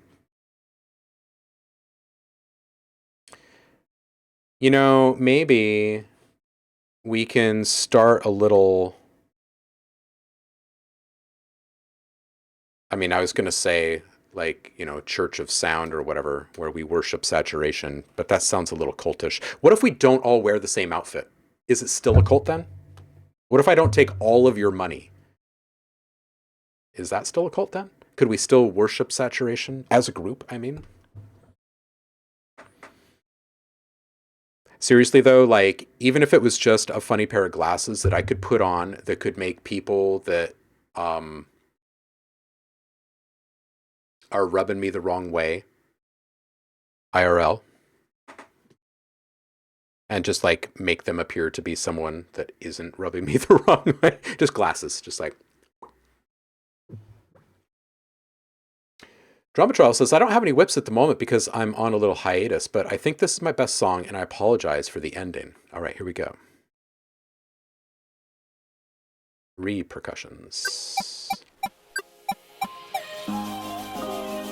The Saturationists. Yes, yes, yes.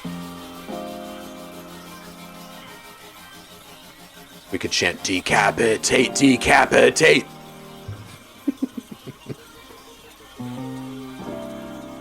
This is great.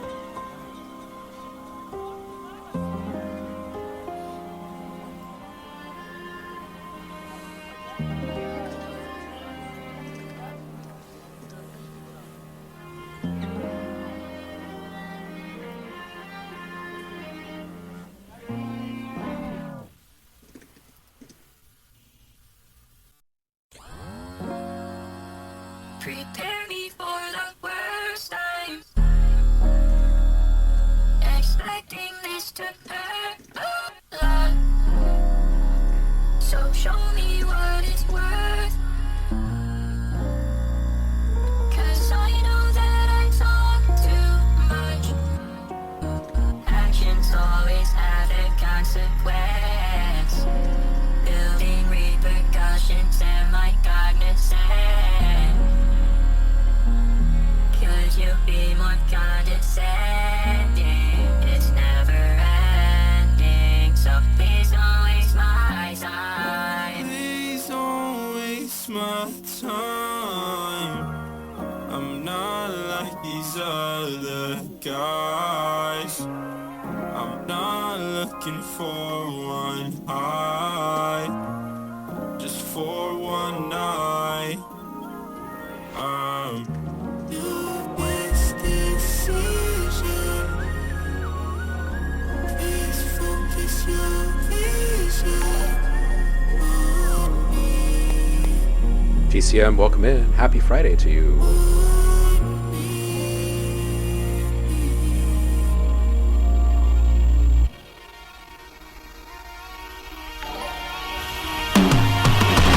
Deep love, welcome in. Actions always have a consequence. Turning this one way down. Building repercussions am I cognizant? Could you be more condescending? So Drama Trial, before we turn anyone's cones, The ending is just a bit too much LUFS-wise. I think you can still go just as extreme in your like destruction of the overall sound, but you can't have all of it on the subs like that and just not at that LUFS level because then it becomes kind of dangerous. Right? Not quite Antone bass dangerous, but it was bordering. That was like I've only really ever hit pause on a couple because of the bass. So I would say kudos for that. Intro, great controlled chaos in the intro. In the intro, the textures of the conversation in the background is super on point there. And when that that grinding synth first came in, I thought that it was like some kind of servo, like robotic arm kind of servo, right? And I was like, where is this thing gonna go? But right out the gates, as soon as the bass is in, the subs are hot. And I would definitely roll up the low end on not just the bass, but the vocal synth because it's competing. I know this thing's already released, but in future productions, this is what I would do. And I would also just spend some time going through track by track and making sure that you're able to wrangle not just the low, but also the mid and the high frequencies that you are able to in each one of your tracks. Don't throttle any of your sounds. I feel like you're really close with all of your stopping points, but they could be tighter. And if they are tighter, then the delivery of this would feel so much better. And it already feels good up until the LUFS explosion point. Usually we measure LUFS in like negative numbers, but I feel like at the end there you hit like 13 or something.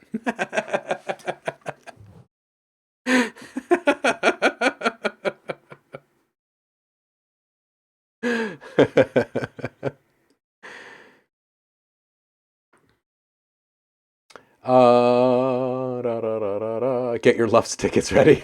Trem saw it coming. Did you listen to this in advance?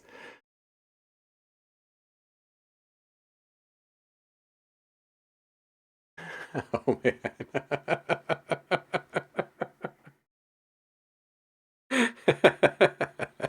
I'm just reading the comments. Is that even possible? Yeah. Roku, the police Lucifer. Ooh, I like that. That's funny. It's also getting this vibe when I was making it. Yeah. Well, it's fun to play, but eventually, if you keep up those shenanigans, it'll piss off someone, and then knowing the world that we live in today, there will actually be some kind of awful repercussion for that or something. It was really good until the LUFS explosion, though. I do enjoy it. All right. Hey, is this Phelan or Felon?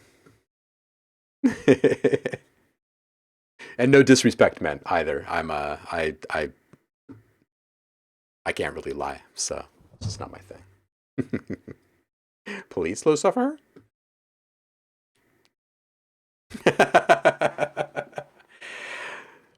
All right, Drum Trial saying thank you. I don't know why I wanted to make it as loud as possible. Because it's something that you can do. I don't know. When we're young, we do things that we just can't quite comprehend or explain, and looking back on it, you'll be even more dumbfounded than you are right now. And there's no chance that more logic will be found in it. All right, here we go. Oh, it's feline. Okay, I like it. Sorry, I've been mispronouncing your name. Anyone in here, you should feel free to correct me at any time. I don't want to butcher your name. All right, so Feline is saying, I mostly make techie, deep progressive house stuff. Tried making something more old school. Here's an extract of it. This one's called Trance Project.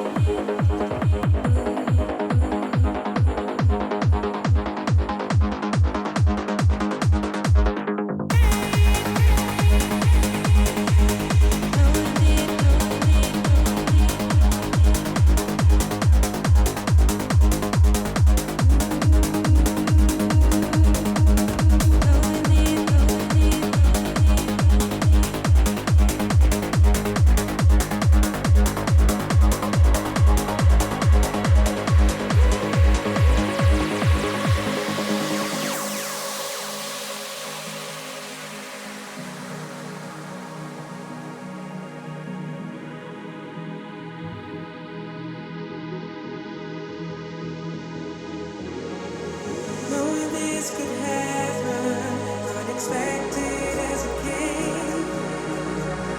Never felt it so alone. Without you, it's not the same. How can I say this? How can I make it up to you? Could you come back to me? I never broke our promise. I just changing you. I won't forget you when we give it another try.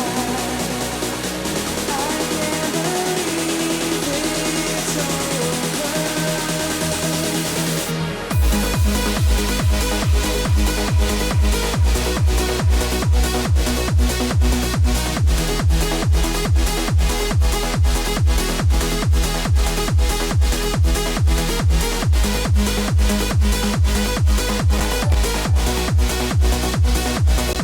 Calabasas, welcome in. Happy Friday to you.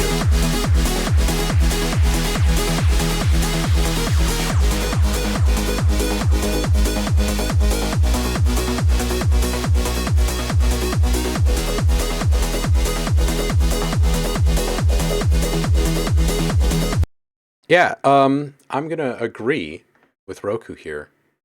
I'm not sure why that just stopped so suddenly. It looks like it's still playing. It says it's still playing, but there's no audio. Yeah, I'm going to agree with Roku on this one. I think that the kick, like I said, could use a little definition, roll up the low frequency cut a touch. That should help quite a bit. And then I really wouldn't touch too much because this really has an old school vibe to it, and I like it. It's got a certain kind of authenticity. Yeah. Discord bug. Yeah, they are there. Not all of them have been squished yet. This is good. I would love to hear more of the stuff that you normally dwell in, the techie, deep, progressive house stuff as well. But this is fun. I don't think I'm gonna like steer you in any other direction. Low end management on your kick is the biggest thing. Maybe a touch of a click on the top. Help it kind of punch through just a little bit. Vocals need to sit up on top of the mix. That's the big thing on the top half of the frequency spectrum. And they're not too far off. They're not too far off right now. It's like maybe 2 dB or something. Calabasas, I am doing well. How are you? Happy Friday.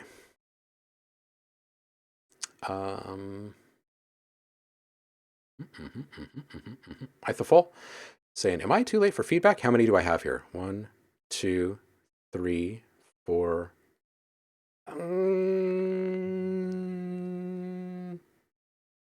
Go ahead and add one.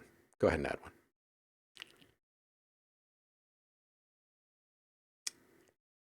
You have issues with kick slow management. You know, it's like as soon as you start to trust the fact that when you roll off the low end, you get more mo beta presence down there, you start to trust it, and that's all it takes.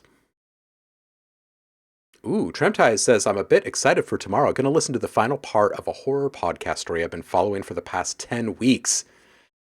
I love those moments, right? When you've been following a story for weeks or months. Yeah, there are podcasts that I listen to for years, actually. All right. Kwame. See what this sexy beast is up to this week.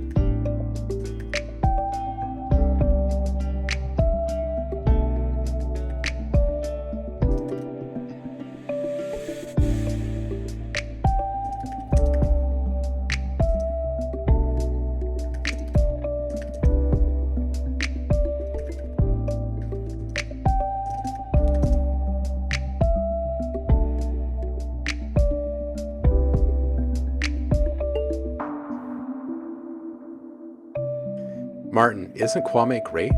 I mean, he's always been good, but isn't he great now?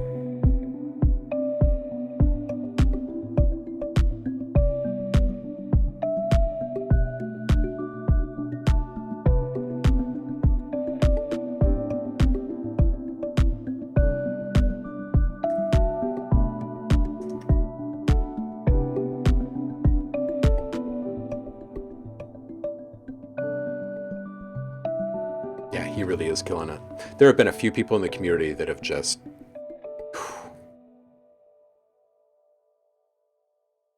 You know, there is something truly special when someone wants to be better badly enough that they become as vulnerable as it takes and as open as is necessary for like this massive transformation to happen. And we've seen it with like several different people in the last year. And Kwame, dude, seriously, man, I know we keep on harping on this. You're probably tired of hearing it, but come on, dude, seriously. You are freaking killing it. This is so good. This is so good. I definitely want you, I want everyone here to be an active participant in the stuff that we'll be unveiling around the top of the year.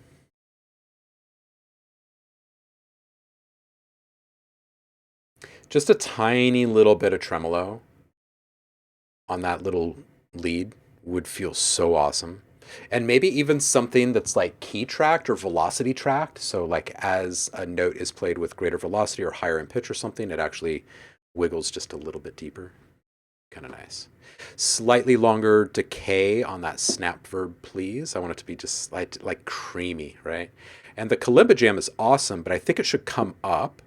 And you could even layer in some kind of super subtle percussion underneath it. It could even be something as simple as like fingertips on bongos. Like it could be super simple, just something that gives it just a little bit of thickness or something. And then lastly, if there was a layer of saturation across this entire thing that gave it just the smallest amount of grit, just chef's kiss moment. Let's see what other people are saying.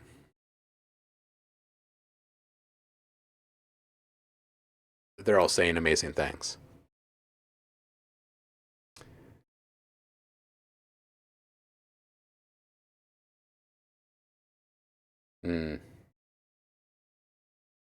Yeah, you know what, Kwame? People are loving your sound. Yeah, he took piano lessons and skyrocketed like crazy. Yeah, that's exactly what happened. Accurate. Accurate.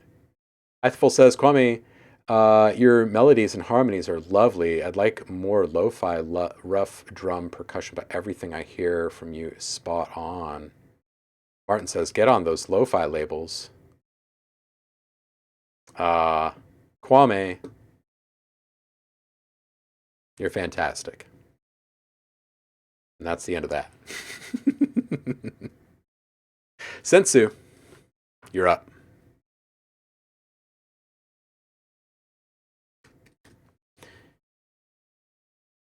This one's called To You.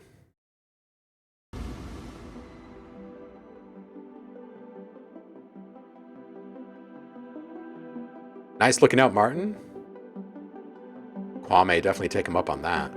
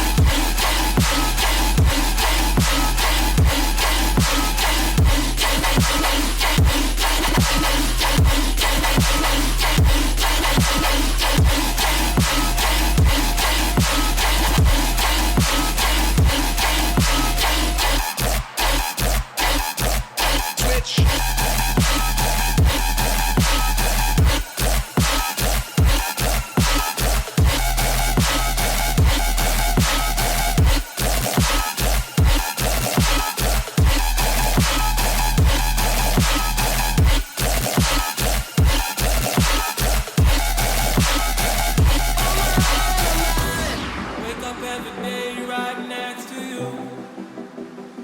Oh my, that's all I wanna do. That's all I wanna do.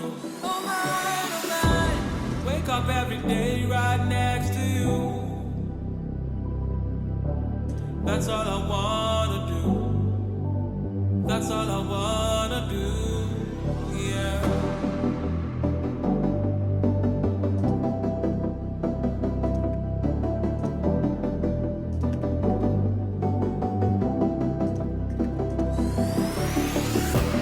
Wake up every day right next to you.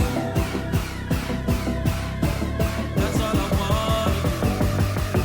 That's all I wanna do.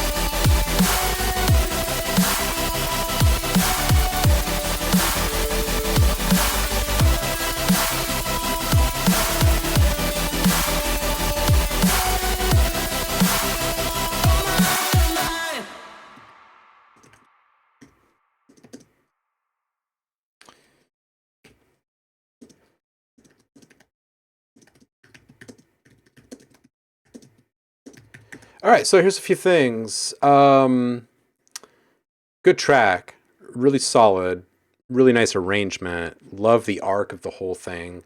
Bass comes down a bit. Vocals need to come up several. The tick and hats need to come up.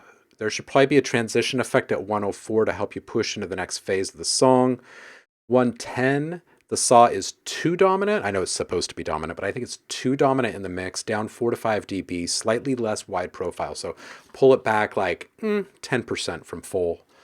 Love the drag effect, this kind of push-pull effect.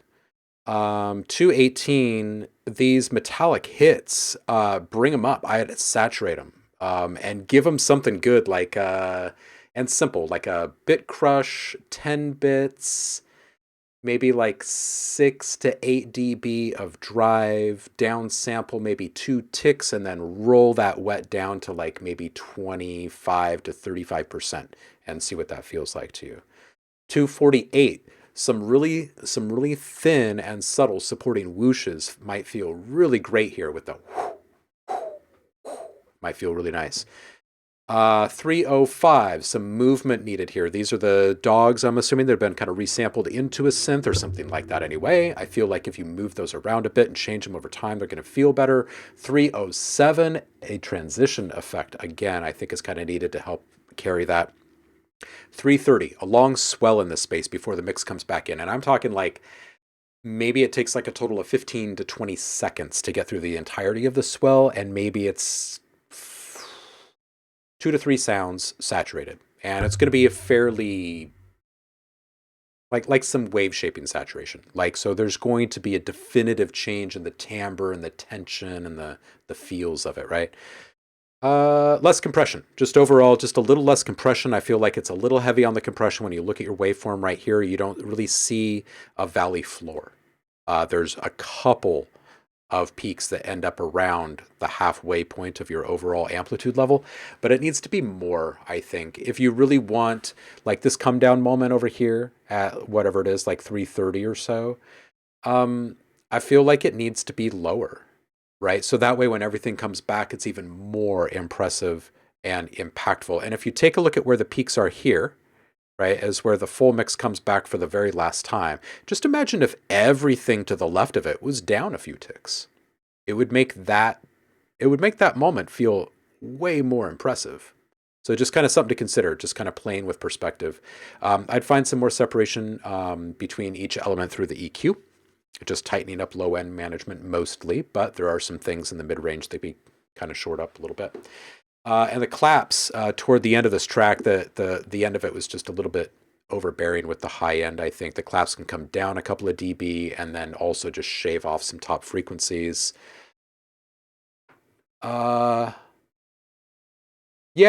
I'm reading this comment here. I need to scroll up and read this all through in the right order of operations. But Roku has a good point here. He's saying, OhmLab, I feel Sensu would be really helped if he could go watch a masterclass on mixing basic stereo imaging techniques and EQ basics. His song structure isn't bad at all, but it's the technique that is lacking. If he wants to, I'll offer him a lesson or two for free to sit down and get some solid basic steps if you're up to it. Dude,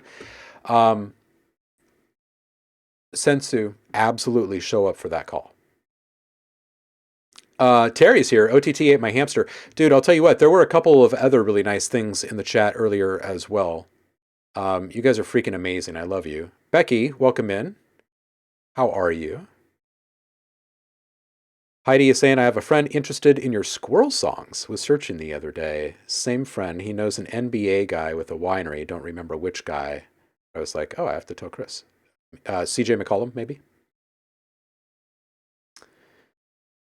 Becky, how are you? Oh, you just exported this thing? And now we get to listen to it? Aw, it's still warm. Martin says, if I went on a 4x4, the last drop, I would have been damn just dropping a subjective idea.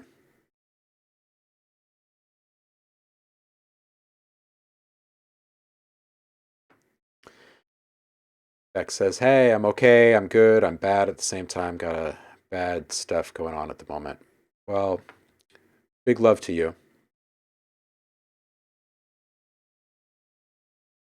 I know it's all quite virtual, but the feelings matter. We love you, Becky. Martin, second track, 121. Let's do it. Let's do it. I might as well just keep going. Martin says, no idea if I can share a second post, but I'm going to try my luck.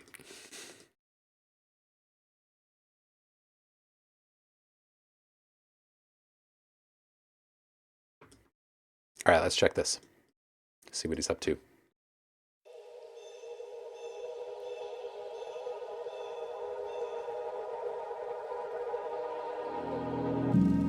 You left something Oh. deep in my bones. It carried me home. Unknown victim. I know I should leave it alone. I should be strong.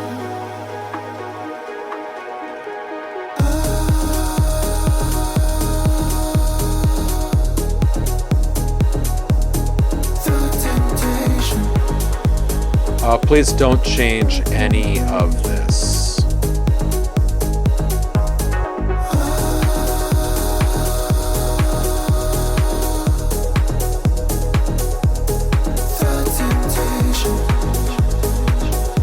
Oh, it's not your voice, okay.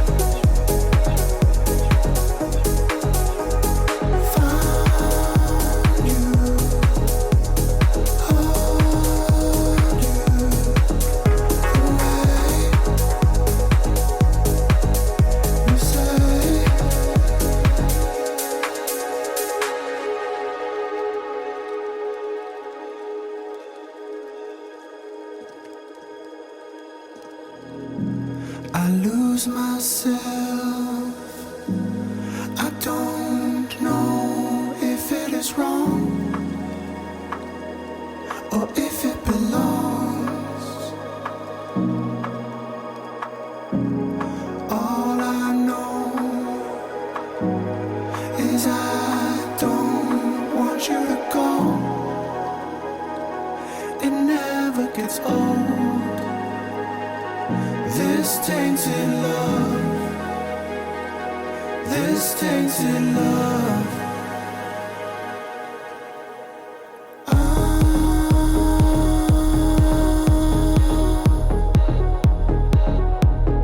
The temptation.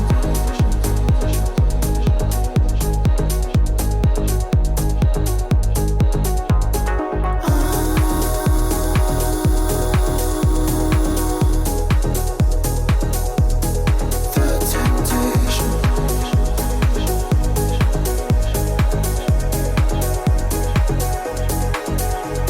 Found you, hold you the way you say.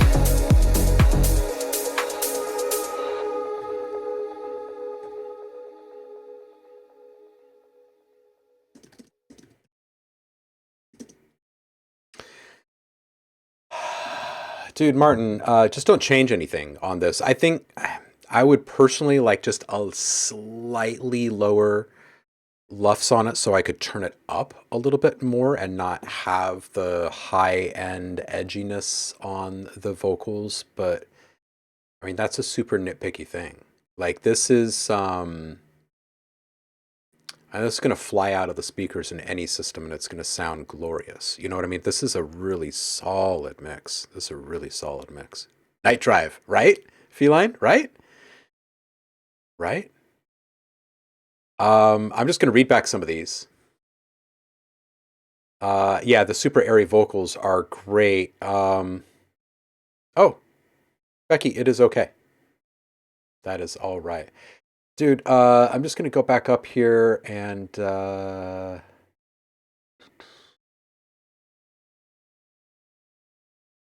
Roku's saying, I love the imperfections on the vocal recording, like the pops and all. So human and relatable. Yeah. Neg 6 lufs is where you are.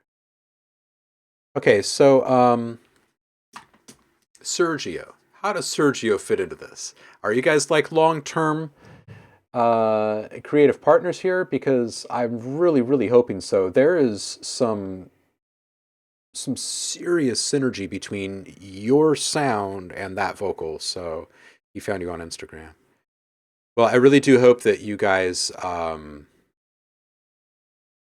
really hope that you guys find a way to keep it going, because there is a natural fit there. Absolutely. The overall aesthetic of the two, it's a puzzle piece, you know what I'm saying? They snap together in a really good way.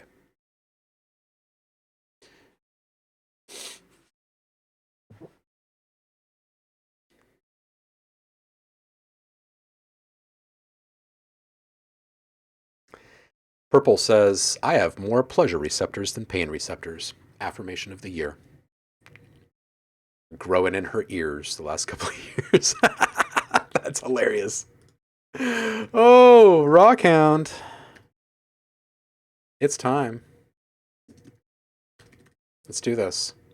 This one's called No Good. Yeah, Martin, I love it. I love it. I want you to bring more. And then more after that. And then after that, we could just maybe have some more. Rockhound also makes really great stuff.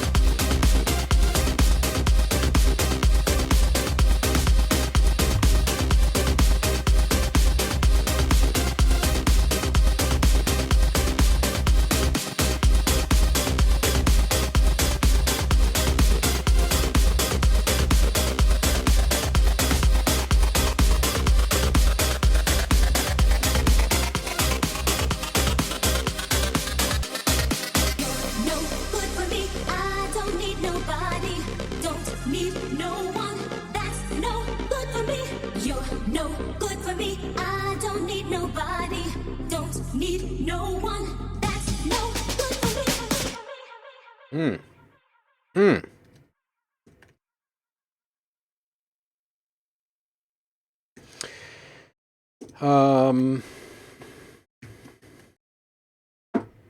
It's another good one, Raw Count. You know, your stuff is so technically sound. Like your arrangement, your ideas are also technically sound. Your kick and your snare, I think, both feel just a touch anemic. The entirety of the track felt like it was missing its polish.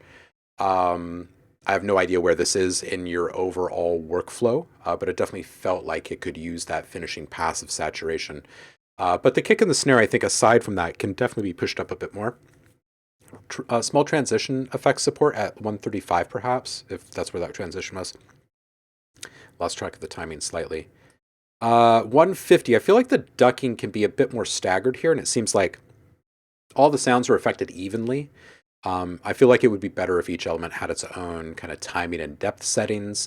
It's just going to introduce more separation. And then in regards to separation in the rest of the track, I would probably create just a little bit more volume-wise between the individual elements, and then put in a little bit more volume automation to make the changes a little bit more obvious and dramatic. It would just kind of embellish the whole emotional impact of the overall thing. I think it kind of supercharged the experience a bit. Let's see what the rest of the folks are saying. Hmm.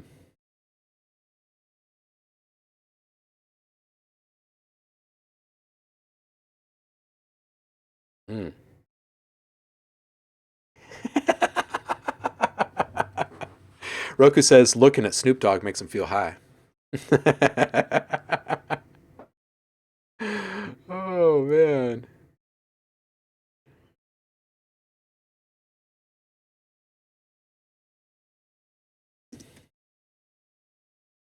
Yeah, people are liking this one. Paul's back. Perp burp. Rockhound, I don't think you have a lot to finish, or like a lot to touch to finish this one up. I think it really is just a matter of tightening a couple of things, adjusting some volume stuff.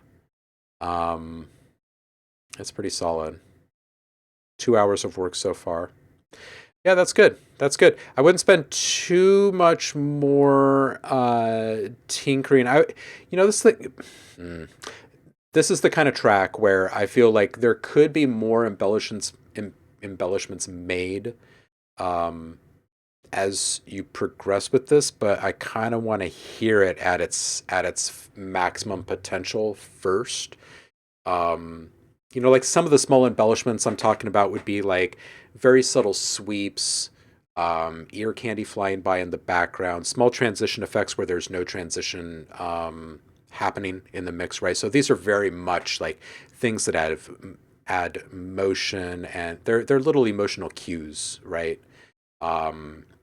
Just to kind of enhance the feels, right? Because you've got the club vibe brewing in every single one of your tracks. So really, this is more just about like how do you push people over the edge at certain moments, right? Like how are you going to get their hands up in the air the next time? Is really where this is. So I personally, I think I'd probably run this through a chain, hear what it sounds like at its maximum potential before I started sprinkling in more stuff. But definitely dip into that ducking, and that might help future productions as well.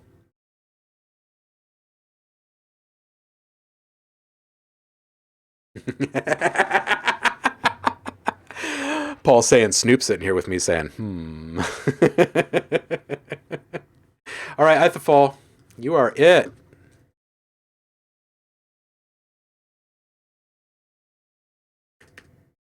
Oh, come on, man.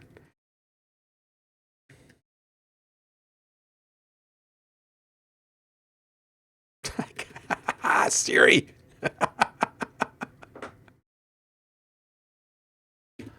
You got to hit escape fast enough, or she will correct you. Ithafall says nothing. This one is... Oh, no. Here it is. This track, this is a track I forced out after a while of not finishing arrangements of the usual 8-bar cringe. Okay. Funk stream demo. Let's check this.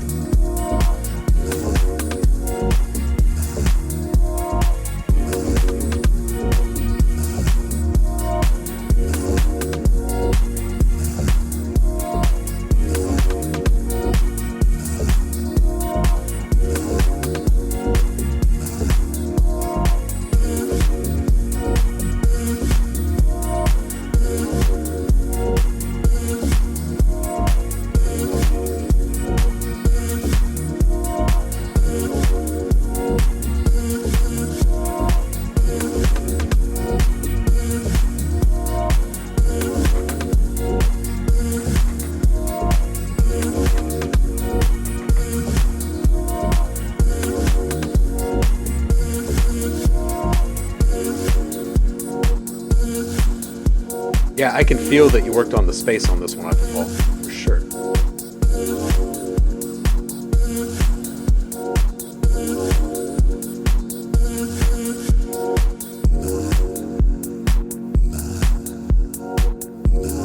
That vocal sample right there. Bye.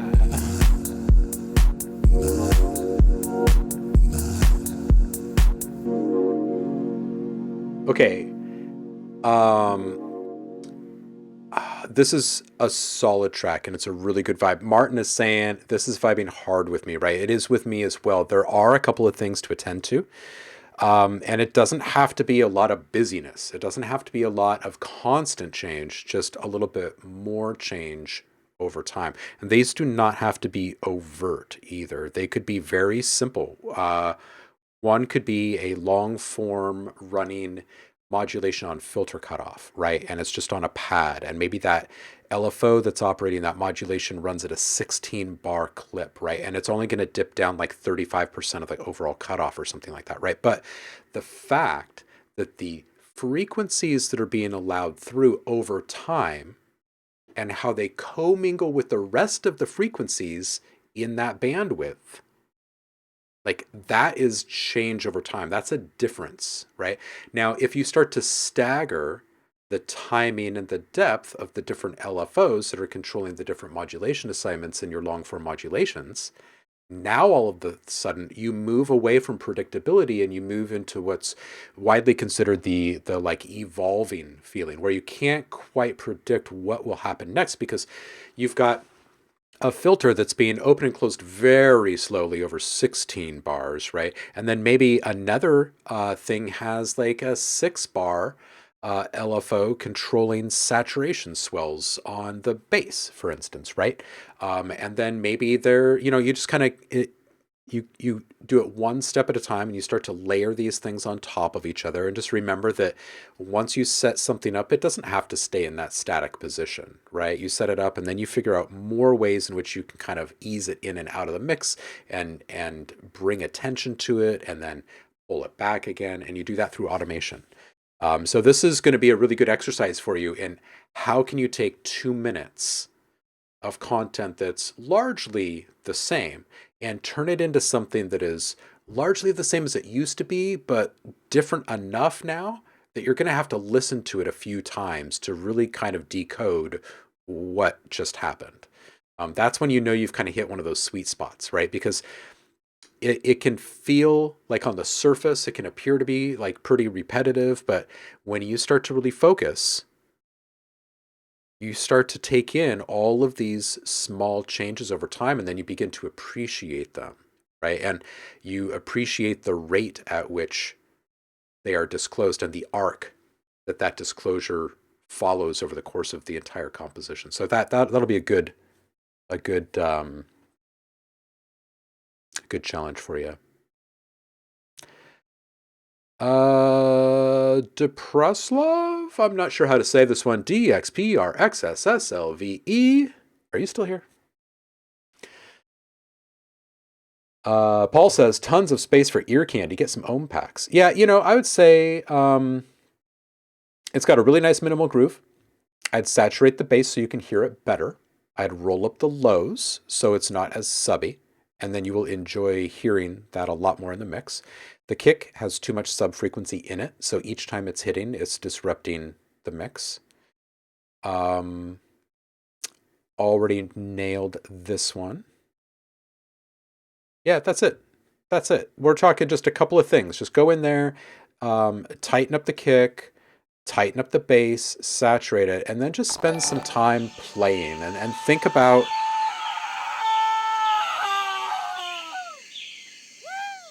Respect the gazelle. Thank you so much, Indremia. I appreciate you. It's I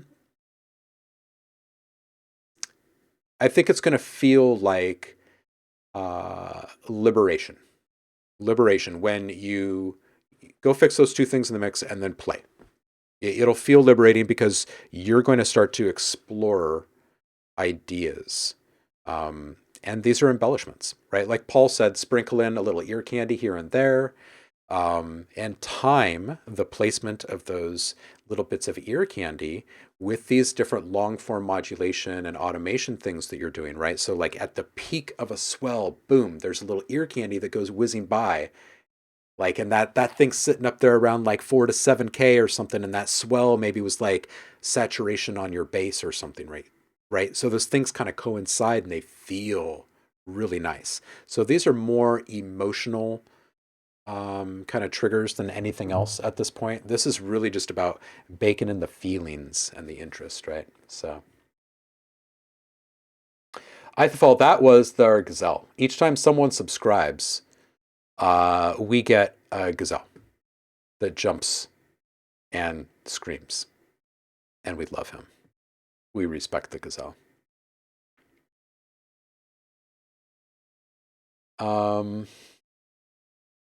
Andy, I appreciate you. Amen breaks and air horns. This will be a banger, bro. Nice beat. Saf is feeling early. He's like, I'm hungry for stuffing.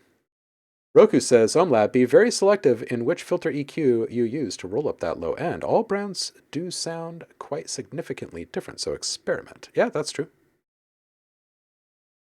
Word. All right. You guys are fantastic. Absolutely wonderful human beings, and I love you all to pieces. We're going to go find someone to raid. Does anybody have a request in who we go raid? That is my question for you as I try to find my browser. We will find out together who is on, where we are going.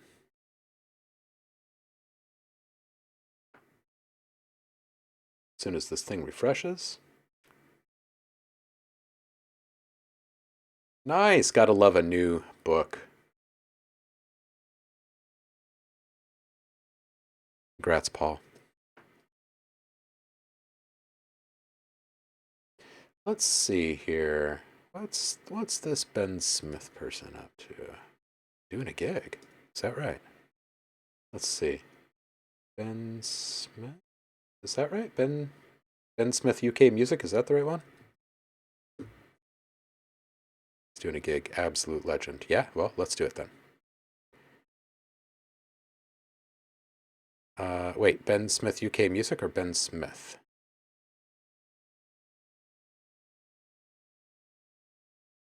Is there two? Let's see here. He's on the street and he's really nice. Okay, great. Let's do this.